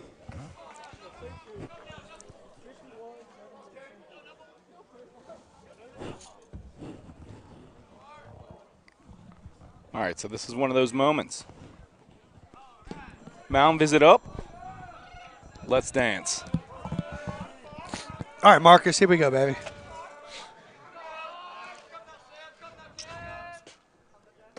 Nice job. Starts him pitcher. off with a breaking ball. Nice job. Hey, listen, when you're feeling it on nights, you're able to drop those balls in. Just to change the complexity of the game. You know what I mean? Like that off-speed 0-0. Uh-huh. Like fans are just, you know, on both sides. Show it again. All right. Good take by Marcus, though. I mean, he saw the breaking ball first pitch for strike 1. Yeah, Usually, Coach, you know come what's back coming right again. now. You're not going to show it 3 times. I'm not looking for gonna a show third it. one. I'm I am not. going fastball right here. So as a hitter, Let's go. Yep. Misses in. Misses in on the fastball. So real good take, I guess, by Marcus. I mean, it did look close. I was eating right there, Coach. I was eating right there. If nothing else, I'm swinging and through it. But so 2 balls, 1 strike, 1 out to Marcus. Runners on first and second. Got Roberts at first. Ooh. Yeah, I think Marcus is kicking himself for not swinging at that one. Now it's the 50-50. So right. I've thrown 2 fastballs, right? This is where your ability to protect backside plays a huge role because they can wrinkle in the breaking ball back door, or they can attack with the fastball backside. Right. You know. Look, I'm baseball 101. I'm looking fast and adjust here because I've seen 2 of both. Sure. Right. Good. That like right there, like that's a great note to self. Great approach. Yeah, because you can foul that off, knowing you can sit back on the breaking pitch. You're telling the pitcher, I saw it, right? Like, and now if he comes with the off speed, he's seen it twice as well. Right. And Marcus has got pretty quick hands, so I think he can get to the fastball. So he's going to the fastball right here. Oh. Breaking pitch again. Ooh. Okay.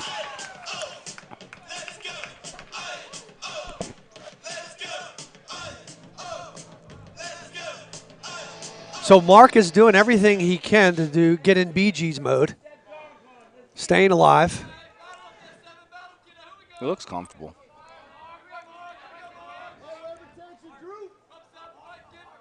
Catcher's way back in the batter's box. Swings through the fastball right there. So kudos to Amy, who executed his pitches. That's a big moment right there. That brings up first baseman Cam Kayemi. Big moment. I think you might have found something out there, Coach. What's that? What do we have right here? So it's going to bring up Cameron Kayemi. Fastball. Must have missed in with the fastball, I'm guessing.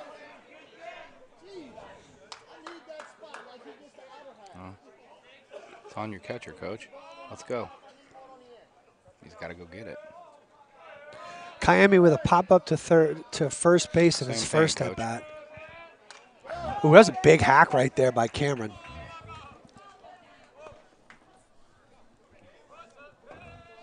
Yeah. Right? You can feel that in the box. I'm sorry. You don't even need to look back. You feel that presence.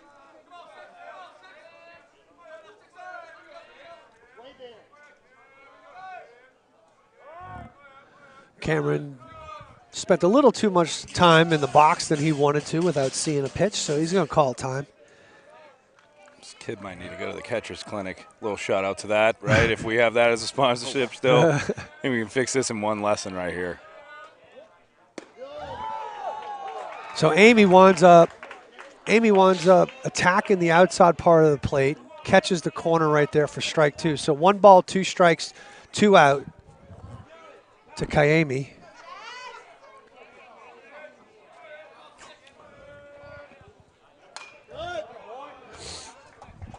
Kayemi trying to do everything he can to stay alive. 1-2.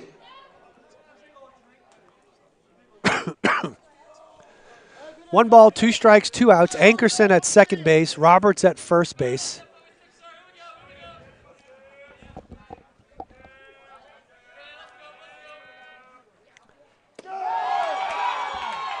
Misses back door with a breaking ball. I think the the coaching staff definitely believed that was a strike 3. I think Brian Babin is pleading for at least one side of the plate here. Seems like we've had some fastballs that were missed in, and then breaking ball backdoor right there. So 2-2 delivery. Kayemi fouls it off. Love it. Love it. Good aggressive hack. Love it. We just need a like simple base hit right here. Just run into something. Have a good time. Let's get dangerous, right? Like.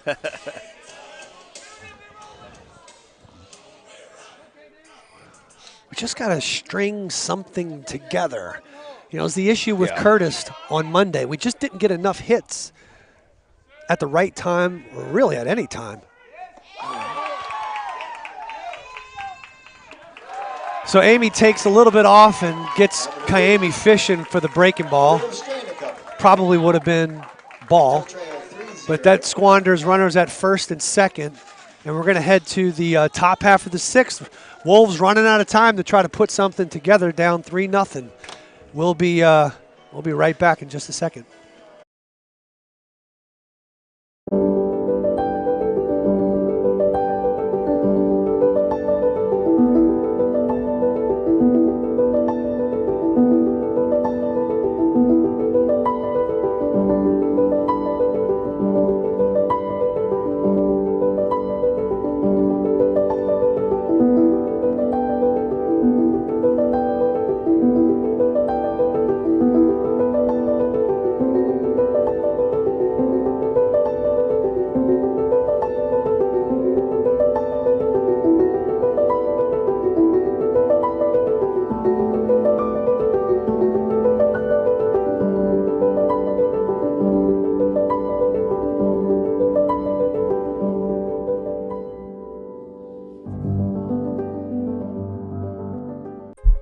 In and out urgent care.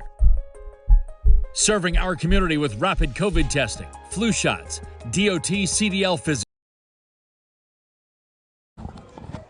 So we're back at the heap at the top half of the sixth inning with Nick Andre. I like 6 innings. I do. I like it. I feel good about this inning. Pound the zone. Andre popped up to third baseman. Yep. Puts this ball in play. Montour fielding his position as he should in the proper PFP form. So that's going to be a one pitch out, coach. 1-3. Which is what you need in the sixth. And that's what you're going to do is you're going to bring up Caden Amy. I've been saying Amy all game. Maybe it's wrong. Maybe it's Ami. But I'm throwing the fastball right now. Yeah, just stick with what was working. I got to. Hey, I mean, throw strikes. You're just going to throw strikes. So Montour drops a breaking pitch in there for the first strike to Amy.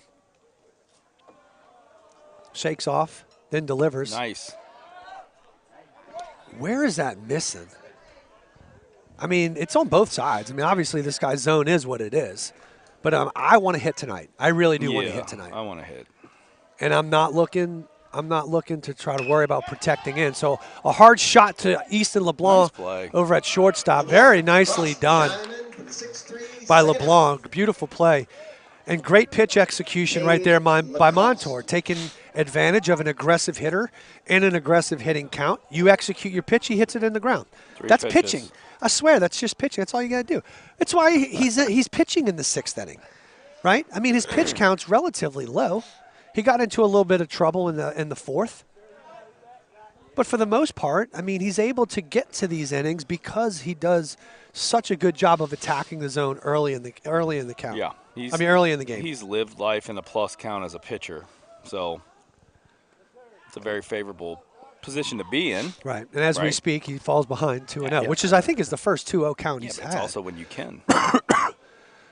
You know, and given the fact that he's behind 2-0 for, if not the first time, one of very few times, and we're talking about it after he's done 5 2/3. Jeez, Pete's. I mean, missing right there, I guess. So 3 balls, no strikes, 2 outs. Yeah, the tough part about the job. You got the inconsistencies of the plate. I'm not judging the umpire, but like if you're Cooper, you're trying to figure this out, and you really can't. Yeah. So 3-1. You can't run the righties in. No, I don't think it's got enough. So deep fly ball to Villa in left field. Camps underneath it for the 3rd out of the inning. So that's going to retire Lacoste. Shout out to Ray Canigliero's lights. Yeah, baby. It's dark in all the right places. Yeah, you're right. All right, we're going to be right back after I take a bite of my sandwich.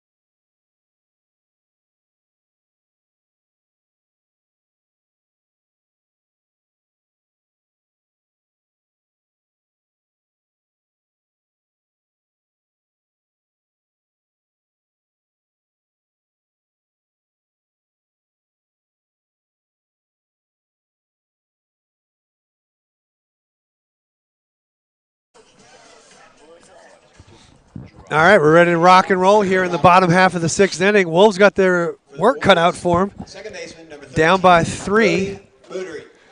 And that's going to bring up the 9-hole, number 13, Brody Bootery.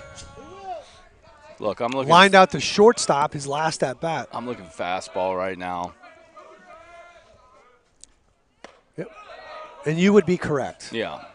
As Amy misses up top with a fastball. You got to give Amy credit as well, too. I mean, he's entering into his 6th inning of work, mixing it up. As Bootery pops the ball up into shallow right field, it's trouble. Dropped it. Wow. A very catchable ball winds up falling in as the second baseman misguides that one. And This is that moment, Coach. the truth is he didn't get a glove on it, so I think it's a hit. Technically, it's a hit. Probably one of those hits that you thank the baseball gods for because it's a law of averages, and that one fell in versus the one that he hit prior to that got robbed by the shortstop who jumped 36 inches in the air to get that ball. So Bootery singles to start off the bottom half of the 6th inning, which is going to bring the lineup back around for the 3rd time. And Cody Corrales is stepping to the plate, who has a single and a fly out to center field. See, this is where you have to start making things hurt, right? And that's another one of those things that we talked about earlier about taking advantage of balls in the dirt. Amy's throwing a lot of breaking balls. Mm-hmm. The percentage of breaking balls, the likelihood is high. And the balls being in the dirt is also high. Mm-hmm. So if we have the ability to try to get to second base on a ball in the dirt, we got to be able to take that, which is something that the Wolves prided themselves on in years past. Corrales takes a strike on the outside part of the plate to bring the count to 2 balls and 1 strike. He tried to call time there a little bit late. Yeah. I kind of like the take right there, irregardless. Amy comes set, delivers. It's a fastball that's going to be fly ball to right field. Greenwood he's been parked right there the entire game. You know, if a right-hander could simply just drive a ball down the right field line, it's an in-the-park home run. And I know Greenwood's fast, but he is playing way in the right center field gap. There's probably about 40 – oh, now he's shifting over. He's shifting well, because Villa's up. The lefty's up, so he's going to play the pull. So it's going to bring up Brendan Villa. Takes a big hack right there and swings through it. Villa 0 for 2 on the evening so far. But that could change. Villa swinging the bat fairly good lately. Amy misses up top with the fastball. So 1 ball, 1 strike, 1 out. Bootery at first base. Reached on the ball that fell in. Misguided pop-up. Misjudged pop-up, I should say. Umpire didn't call anything. Seemed to be very questionable. Nobody's really asking for help right there. So the home plate umpire is going to call a trump card on that, and he's not even going to ask the field umpire, which is a little... That's different. Yeah. That's a... Nah, get in and I think Babin's right on with that, arguing that. Because it really did look like Villa kind of went around. And the umpire's not even giving the courtesy of a check right there. No question about that strike, but he swung through that one. So Villa, 2 balls, 2 strikes, 1 out. Lefty-lefty matchup right here. He's got to dig in deep. See if we can eke something out right here. Fastball misses. Lacoste wanted to come up firing right there, but you can see he's got a different approach, like with 2 strikes. I like his 2-strike approach. It's a little bit more simple, right? Yeah. It's when he grounded out with 2 strikes before. Here comes the exciting part. The umpire's coming. So now the home plate umpire's had enough of Babin right now. He's going to go up there kindly and tell him to basically maybe I shouldn't finish that acronym. But He's telling him right now, hey, you better shut your mouth. Yeah. So that's the deal. That's why I say not giving. He's not in a position to get help. So that's it. That's enough. Umpire getting feisty. Yeah. That's enough. So he said the field umpire was out of position to Said he make was that call. not in position. Well, the home, Not in position to do it. Uh-oh. So home plate umpire, I mean,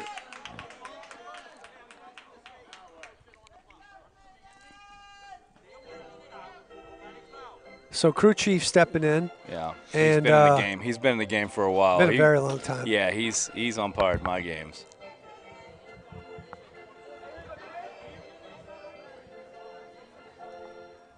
We got some chirping. We got some chirping How going many on. coaches do we have, Coach? I tell you what, the umpires are giving Yeah, a lot of like- benefit of the doubt. Wait a minute. They're giving a lot of benefit of the doubt to a lot of chirping Yeah. after warnings were given. So, anyway, we play. We continue. All right, so now we're throwing the book at them. So only one coach in the dugout now. On the One box. coach out of the dugout. Yeah. I mean, the tough part about this is where the game and all of this takes over from. Yeah, so 3 the balls, at-bat, 2 right? strikes, Let's 1 go, out lock to in. Villa. Get that front foot down, Villa. Amy comes set, gives him a look, swings through the fastball for strike 3, which in essence capitalizes on the emotion that's been building. That's exactly right. Winchester. So that's going to bring up Cooper Winchester, who lined out to center and flew out to right center field in his last 2 outings. Bootery still at first base.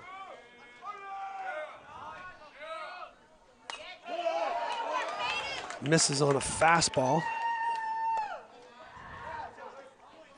I think he's going to get fastballs here, Coach, because at the end of the day, Cooper can't tie the game, right? So I'd take my chances Just the way they whatever, are right now. whatever you can It's do to another try fastball. to, yeah.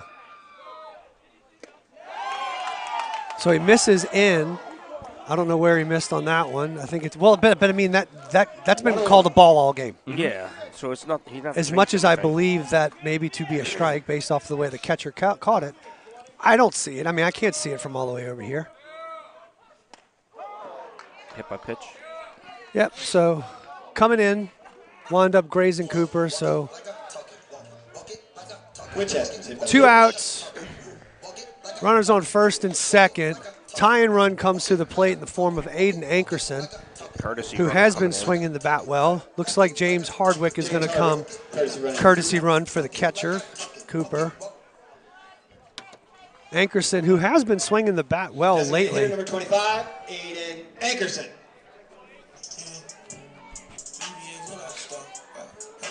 So was the home umpire correct about that? That the field umpire didn't have the correct?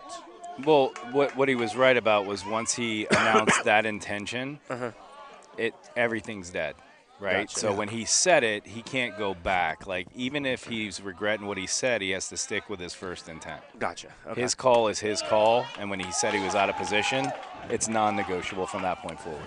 Gotcha. Yeah. So Aiden takes a fastball for strike 1. Off speed. He chases it. Ball in the dirt. Runners are going to advance. Advance on the wild pitch. With 2 outs, they're still not hurting. They just have to make the throw across the diamond right now, which effectively, gives us a fighting chance here. Base hit scores 2. Could also swing the momentum, which is the bigger thing that we're looking for. That's what we need. Any type of momentum swing right here, because it's been all Jaguars tonight behind the arm of Amy. He's done a nice job. Very nicely done.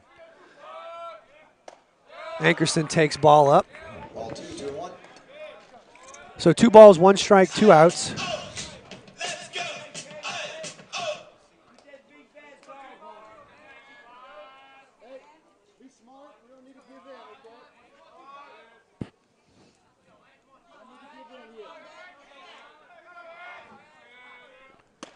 Ooh, big swing right there by Ankerson.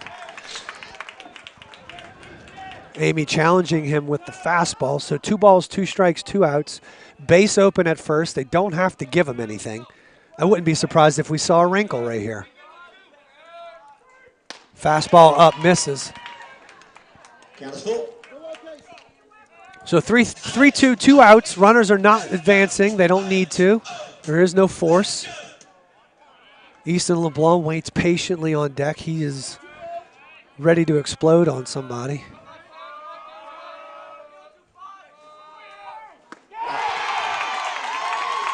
Amy drops in the curveball for swinging strike 3, so that ends the threat. And the Wolves go down, leaving 2 runners on base as we head to the top half of the 7th inning.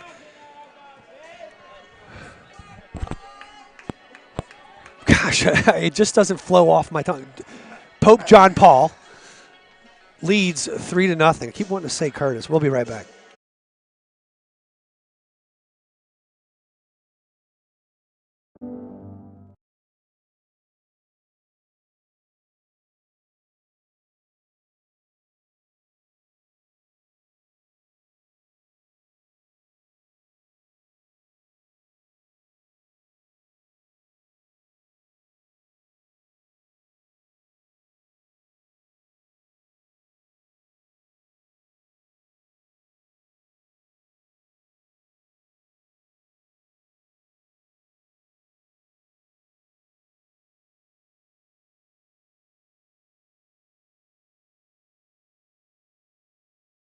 Treatment for allergies, rashes, cuts, cough, and cold, and state-of-the-art on-site x-ray. Visit any of our 4 locations 7 days a week or bring the mobile care van to your business and test up to 300 people daily. Schedule your appointment online at inandouturgentcare.com. In-N-Out Urgent. All right, we're back.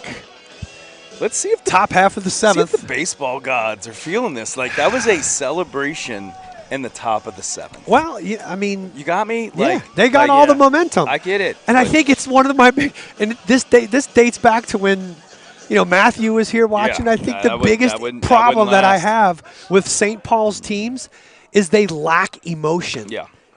It is a systemic issue. Yeah. The baseball program lacks emotion in the dugout. I've seen it for 4 years now. And you can't win consistently with that. As Greenwood takes a ball down the left field line, probably going to be a leadoff double, as his speed will definitely cause him to stand up as he's shaking bakes over at second base. Cooper seems to think that he saw foul ball, but this is. Let's see if he's a salesman, Coach. Well, who's going to be able to overturn that? There's nobody that can. There's nobody can overturn. Yeah, it's his call all the way. Yeah. There's nobody that can overturn it. It's not like the field umpire is going to be able to have a better view. Yeah. That's his call, so it is what it is. This is just maybe Mick's inviting him to his retirement party right now. Maybe it very well could be. Right? Very well could be. He patted his back. Yep. Yeah.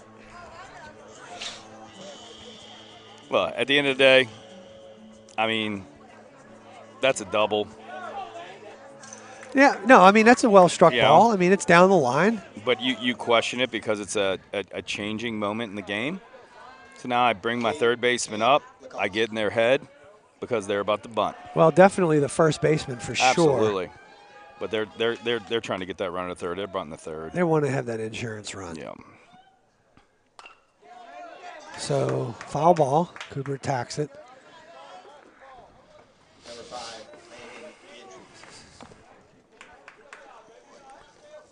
Well played. So no balls, 1 strike, 0 outs.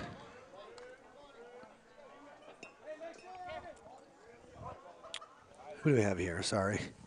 This is Landon Guidry in the batter's box. Kayemi begins to creep. Little pop-up, foul. That's going to be the 2nd strike. Yeah, I know you said, our dugout's been really quiet. Especially tonight. The stands are quiet. There's no reason to cheer. We haven't done anything Yeah, but what comes first, the chicken or the egg, right? I mean, that's the biggest thing. I mean, do you need me to get in those stands right now? I might need we you to. almost tried to. I mean, listen, we can only do so much with the playlist, okay? Yeah. We got to have some fire. There's got to be some fire in a player that has the ability to kind of sold a lot of banners, Coach. List. That's what I got to say. You got to be able to list the ship, Yeah. okay, and make something happen when there's no wind, Yeah. right? I mean, we got to do something to kind of get things going. And, yeah, it's easy. It's easy to get fired up when there's things that are happening. Balls are dropping in and runners are running all over the place. It's a track meet running around the bases. Yeah, it's hard to get fired up and keep that energy alive, you know, when you're in the situation that you're in right now. But you have to figure out a way, right? Strikeout would be a good. Find a way right here. Montour comes set, delivers. It's going to be a fly ball. Should be easily handled. Villa gets underneath it for out number 1, gets the ball back in, and we got 1 out. So they squandered an opportunity to sacrifice the runner to third. So that, you know, puts him at least at second base. He's still in a scoring position. But I don't think Blaze is going to be bunting. I think he's swinging away, and he probably should be with 1 out. So Blaze Rodriguez, who scorched a double in his last at-bat to left field, is stepping in the box for the 4th time tonight. Montour gets him to pop up. It's down the line. It looks like it could be playable. Villa's running underneath it, and he overruns it.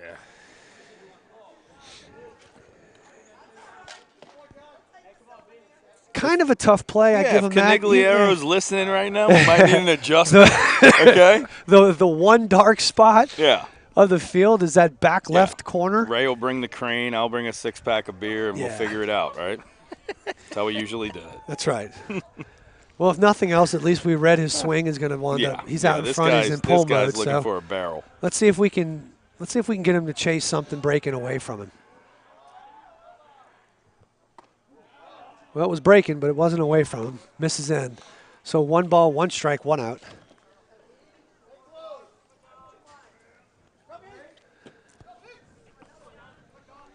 It's one of those moments on the bags. I'm up 3. I'm up 3 right now. Yeah. 1-1's a 50-50 on off speed, so.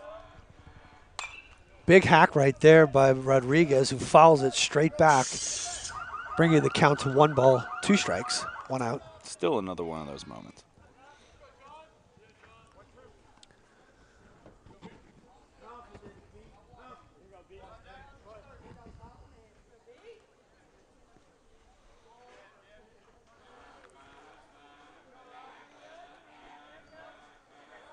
See him. Strike him out. Throw him out. He got Gotcha. him. He got him. He got. Oh, he dropped the Oh, ball. no. He's calling him out. He's calling him out. He dropped the ball after the tags. Y'all are the rule guys. So umpire is going to stick with the call. He called him out. So the tag was made. Cooper threw him out by about 2 steps. Yeah, that's nice. And then as Marcus is coming up, maybe to give the ball back to Montour, the ball comes out. It's on the ground. But the umpire, who is the crew chief, who's been here he's been umpiring for, since I was in high school. I know that. Sticks with his guns and says he was still out. So 2 outs, that's a big out right there at third base, which probably would have scored the runner. So Rodriguez sits back on that breaking pitch and winds up scorching a linea to left field, which results in no runs because we throw the runner out at third base. So that's going to bring up Logan Cooper, who is 0 for 3 tonight, 2 strikeouts and a pop-up to second base. In this spot, if I'm going to run early, right? Yeah. Because I'm trying to get that runner in scoring position. Montour comes set, delivers. And is that going to fall in? Easton LeBlanc's going back. He's going to make the grab for the 3rd out. There you go. So robs Logan Cooper of a little Texas leaguer. And that's going to do it for the Pope John Paul Jaguars in the top half of the 7th inning. We're going to go to the bottom. Wolves need something to happen. 3-0. Look, we've seen it before, man. I mean, we've Yeah. seen it before. We have. I don't know if we're going to see it again, but we've seen it before. A little heat magic. But So my little niece, Hopi Holiday, is in the stands today. Wanted to say hi. She made the trek from the South Shore. there you go. She's in the stands. America's City. Yeah. She's such a cutie. Such a little sweetheart. Well, it's about the support, man. You know? It's the commitment's all around when That's you're playing it. this game. That's it. Now we just need a spark to kind of get us going. I mean, look, you got a little Metallica going. I mean, Yeah. I like where we're at right now. We got to do something. I mean, got to get the energy somehow. Hey, you need to either be good or be good at it, man. Where are we at? We're in the middle of our lineup. So, Ankerson ended the last inning. Yes. So we got Easton, Jude, and Marcus. Okay. I like it. So we got 5, 6, 7 due up for the Wolves. And Amy is still on the mound, and he has been in complete control Rubber band man. this entire game. As hard as it is for me to look at the scoreboard and see 3-0, I got to give this kid credit. I mean, he's out there dealing. Shortstop, number 3. I mean, we've done Kept his really. pitch count low. You know, he's utilized his fastball. He's thrown his off speed when he's needed it. But he's controlled this game, Coach. He's going for the shutout, no question about it. Easton's going to foul that ball straight back for strike one.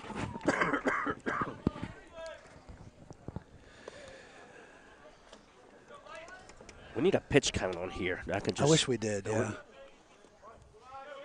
Yeah, something real simple. Yeah. Fastball misses up and away to LeBlanc, evening the count to 1-1. What was nice, Zachary over the weekend, Zachary's had a pitch count on their scoreboard, or to the left of the scoreboard. They get the digital board. Yep. And they had the pitch count on Yep, it, which yep, is yep. cool. Dude, we have got to be aggressive. Another fastball taken for a strike. So 1 ball, 2 strikes.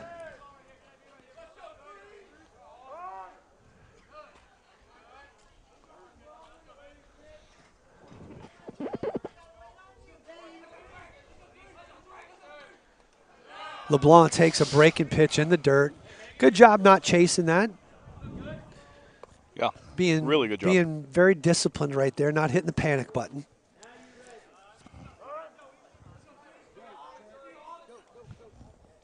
Looks like we're going to have a defensive substitution in the middle of an inning.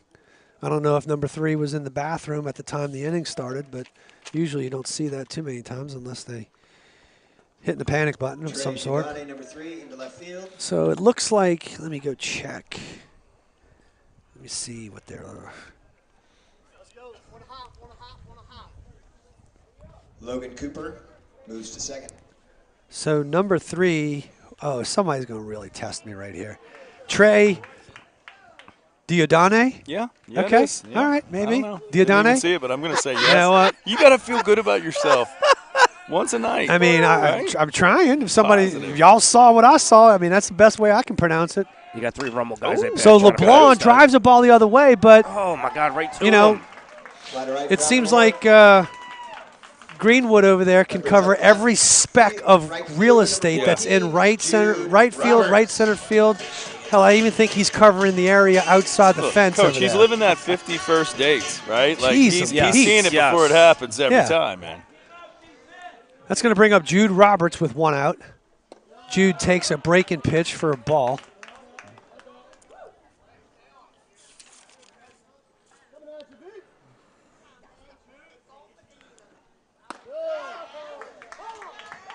Fastball catches the inside part of the plate for strike 1. I like the late inning 1-0 take because we've seen this guy a couple times, right? Yeah.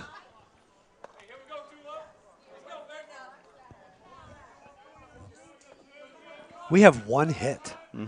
1 hit. I didn't even see it. That's all we got was 1. I didn't even see it. Hit? Jane goes, wait, this game started at 6, not 6:30? And that's when I heard the one. I didn't even see it. I was walking in the pasture. Yeah. So 2 balls, 2 strikes to Jude Roberts.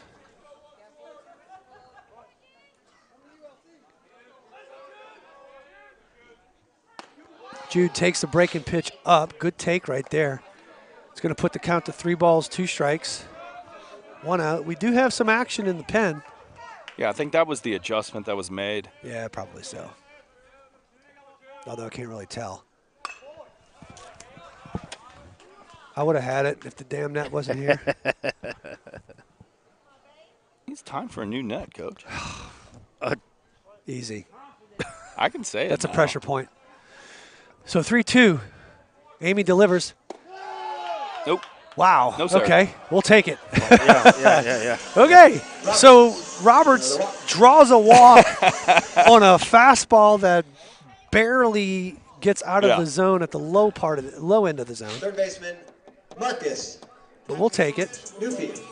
It's going to bring out third baseman Marcus Newfield, who has really had one great day. He's had several putouts over at third base this evening. Trying to make something happen here.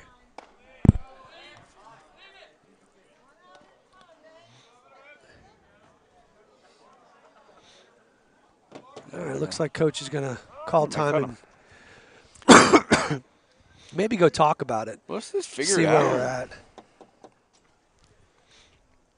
He let him start this. Yeah. He let him start this hitter. So, yeah, I'd have to think he's going out there, letting him know, hey, you know what? You're at your pitch count. You did one hell of a job tonight getting us here. Let's try to finish this guy off. Let's end on a good note, and then we're going to have homeboy down the line. Yeah. Or maybe, actually, right now he's probably talking about the umpire. Okay. Yeah. And they're probably having a little conversation that way. Could be. Yeah. Candlesticks make a good gift. Yeah. We got to hurry up. Get into the. So we do have 1 hit, so he can't do a no-hitter. So correct. Newfield. Correct. I mean, John David went the distance for us as far as 7 innings went. Yeah. He did. Yeah, outstanding job. Yeah. Probably give him 1 pitch. That's where I am. Unless it was maybe a pickoff discussion. I don't know. Nope. Get through there. Get through there. All right, here we go. Here we go. Yeah. What are we doing? All right, well, he made it to third. I think Jude watching the ball and not his third base. I think Jude coach. thought maybe probably going station to station right there, but with that ball that was hit, First baseman, we're going first to third. Well, I'll take this moment to talk a little bit about Jeff's reference to energy, right? And when you don't have a dugout that's in, I even think it affects that play right there. You're absolutely right. He was station to station. Yeah. Because nobody on that bench was going. Was yelling. Right. Do you understand what I'm saying? Like, yeah. Getting excited about it, saying, "Go, come." Right. Yeah. I got you. It's not just about picking up a coach, right? It's about picking up a team. See, that's where we got to go. That's where we got to be better right there. Yeah, is where we got to wind up taking that base. Yep. That's a huge play right there because That'll with take one the pitcher out of the game. now they got no double play action, Right. and we can break through. This is where we got to get better. Mm-hmm. So Kayemi takes that breaking ball in the dirt for ball 1 and misses up top for ball 2. So 2-0 to Kayemi. It's time, Coach. Yeah.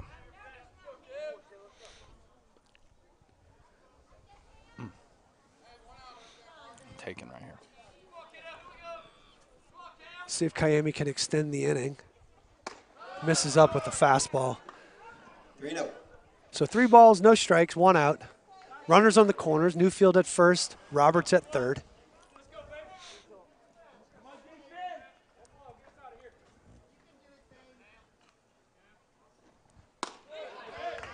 Amy paints the outside part of the plate right there. You know, I'm 3-1. I know I'm hacking, but still in the same sense, he's got to put it in the one spot that I'm going to hit the ball out of the ballpark. Yeah, he's been losing a little bit of control as of this inning.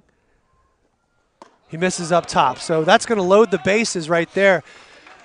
The tying run goes to first.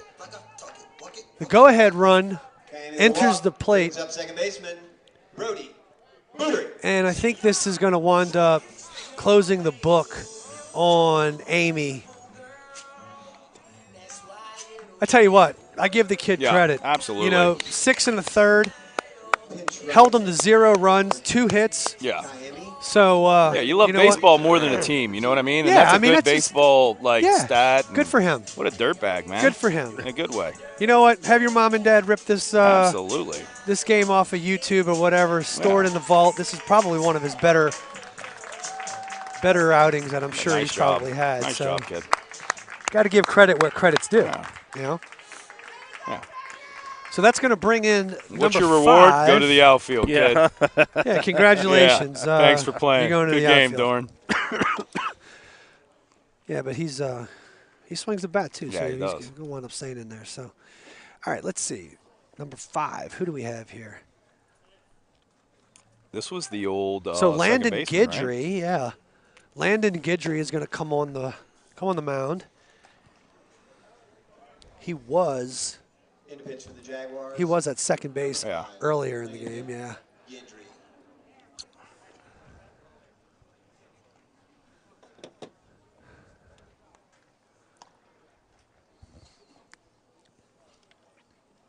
So Definitely miss Guidry- these nights, Coach. Yeah, You know what I mean? a little chill in the air. Yeah. And You know, it's that last good night's sleep before it gets real. You know what I mean? So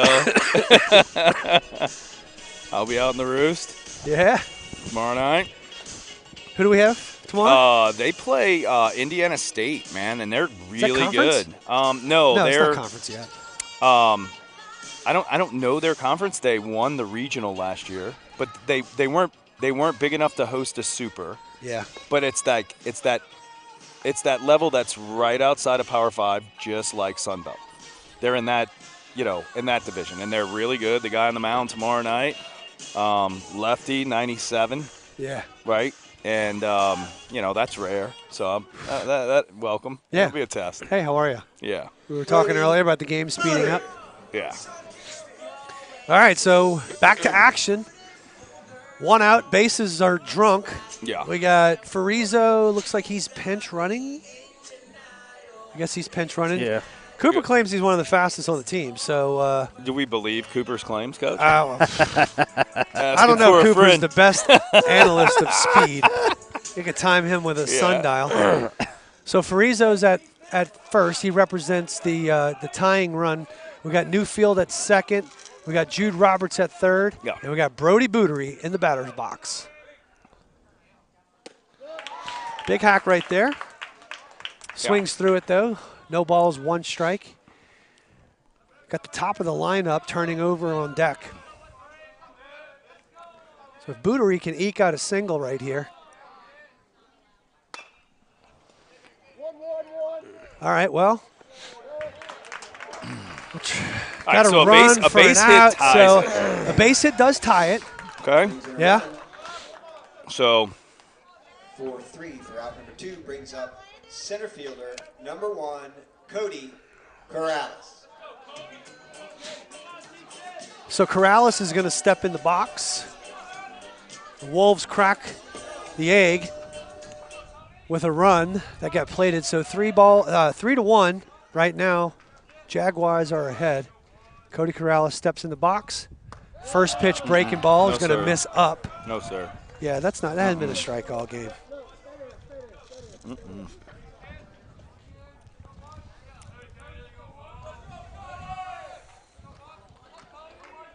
Corrales had the first hit of the game, a single up the middle.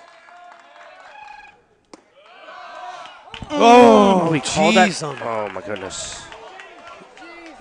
Okay, at this point in time, we can't extend that low. No, I mean, this is it's seventh inning. Hey, we get rewarded, Coach. We get rewarded right there.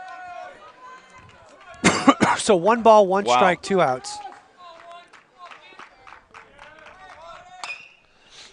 Hard chopper to short. There's the throw. They miss it. They miss it.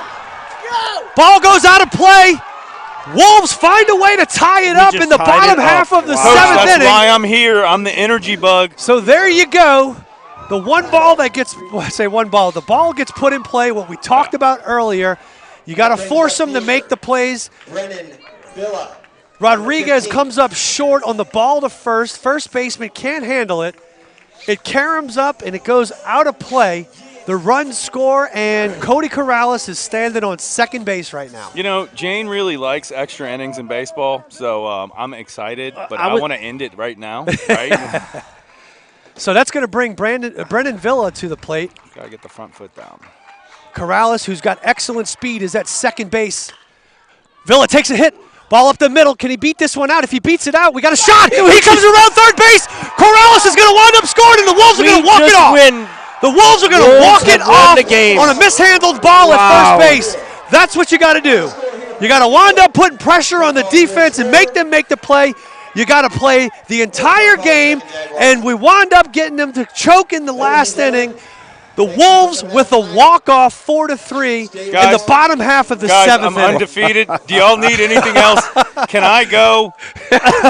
Okay. Mick, Mick, happy retirement. All right. I brought the win tonight. Happy retirement, brother. Yeah. I'm out. The Wolves find a way to get it done in the bottom half of the seventh inning and walk off. I keep wanting to say John Curtis, man. Pope John Paul. Jeez, can you get a shorter name, school? They wound up walking off those guys. And the sad part is they wound up having the game in hand for 6 2/3 of an inning. Yeah. I feel my heart goes out to Amy, who pitched an absolute gem. Yes. And wound up losing a little bit in the bottom half of the seventh.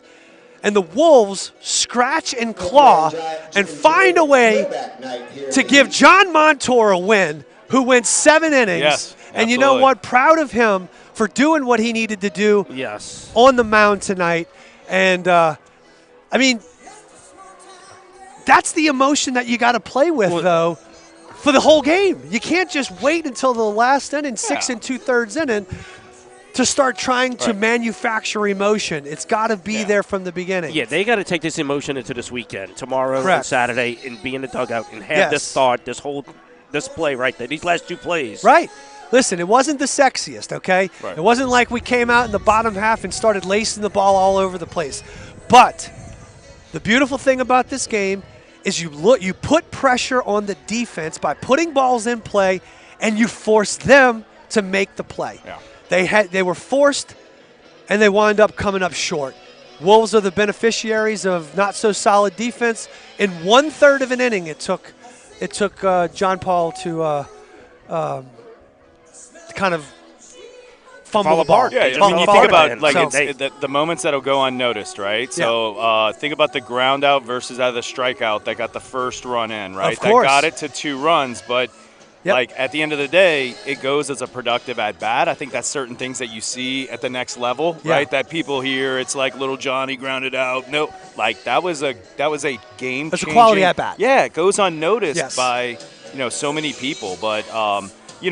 Like again, I'll give it a shout out because it's my nephew, but like the throw at third, right? When he gunned the guy out at third, it's one of those things where maybe it generates a little bit of a clap, but it's it's those big moments, and then on the mound, good for you. You get rewarded, man. You go out, you're down 3-0 when you go to the bottom of the 7th. Right? But you threw a heck of a game. Yeah. Right? There was just no life, no energy. The only energy really in the game was him on the mound. Sure. At that moment, right? Yeah. And so kind of a stoic, I'm gonna prove a point type of mentality. Yeah. I'm gonna stay within myself, execute my game plan, and hope for the best. It's weird, right? It's when the bats become the closer. Does that make sense? Right? Yeah. Like they're going to be rewarded, and it's everything's there. It's just like the closer that comes in and throws 100 miles an hour. Sure. It just happened to be the bats for the Wolves tonight. Yep. And they did something in the 7th inning that they didn't do all game. So right? the thesis of the entire game today is putting pressure on the defense, because Pope John Paul got 3 runs off of some shoddy defense earlier by the Wolves. Right. And they put a couple hits together, yes, but it wasn't like they were driving runs in. I think all in all, Pope John Paul drove in 1 run, really drove in 1 run. Right. And Pope John Paul was the better team tonight. Of course. Right? Well, you say that. Think about it. But in the same sense, they did to us, we did to them what they ultimately did to us, and they put pressure on us. Yeah, so think about And when this you put pressure on the defense to make the plays, today was kind of a wash in my opinion because Right. errors across the board are Right, the I was gonna reasons say- why the score is 4-3. Yeah. You know? Yeah, their errors, our errors gave them their runs, and their errors gave us our Sure. runs. Right. Right. But that one's got a sting for Pope John Paul. I mean, you had the game in hand, Yeah. and then it just basically fizzled right out of your hands. But great pitching Absolutely. by Both sides. both sides. Absolutely. By both sides. Both pitchers did what they needed to do to execute their game plans. And I got to be honest with you, I think the defenses are the reason why this game is what it is for today. Yeah. But anyway, all right, so that's going to wrap things up over here at the Heap. Tomorrow we play at 6:30, weather permitting. I know there's a high percentage of rain tomorrow, so hoping we're able to continue and not let this energy die. Yeah, definitely. So 6:30 tomorrow night, the Wolves take on Pearl River, and then come back on Saturday afternoon at 1 o'clock. It's going to be a big game. Dutchtown's coming in town. Okay. It always listen, is. If It always is a challenge. If there's a rain out, okay, it's the essence of the turf. So Yes. there is no rain out in Hattiesburg. So if y'all want Yes. to watch Oh, Matthew there you go. tomorrow Yeah, night, we will. Yeah. you know, I think we're going to have him on no matter what. What time's Matthew play? 6 o'clock. 6 o'clock tomorrow. Okay. So big All right, game. well. Big game against great team. There'll be a bunch of crazy, dirty Eagles out there. So All right, and I'll be well, right along with them. So We'll it'll be see. good. So we're wrapping things up from the Heap. For Lenny Russell, Jeff Russo, I am Yeah. Jeff Winchester. And we are signing off. We will Absolutely. see you Shout guys out to tomorrow. Mick, man. Mick in his retirement, baby.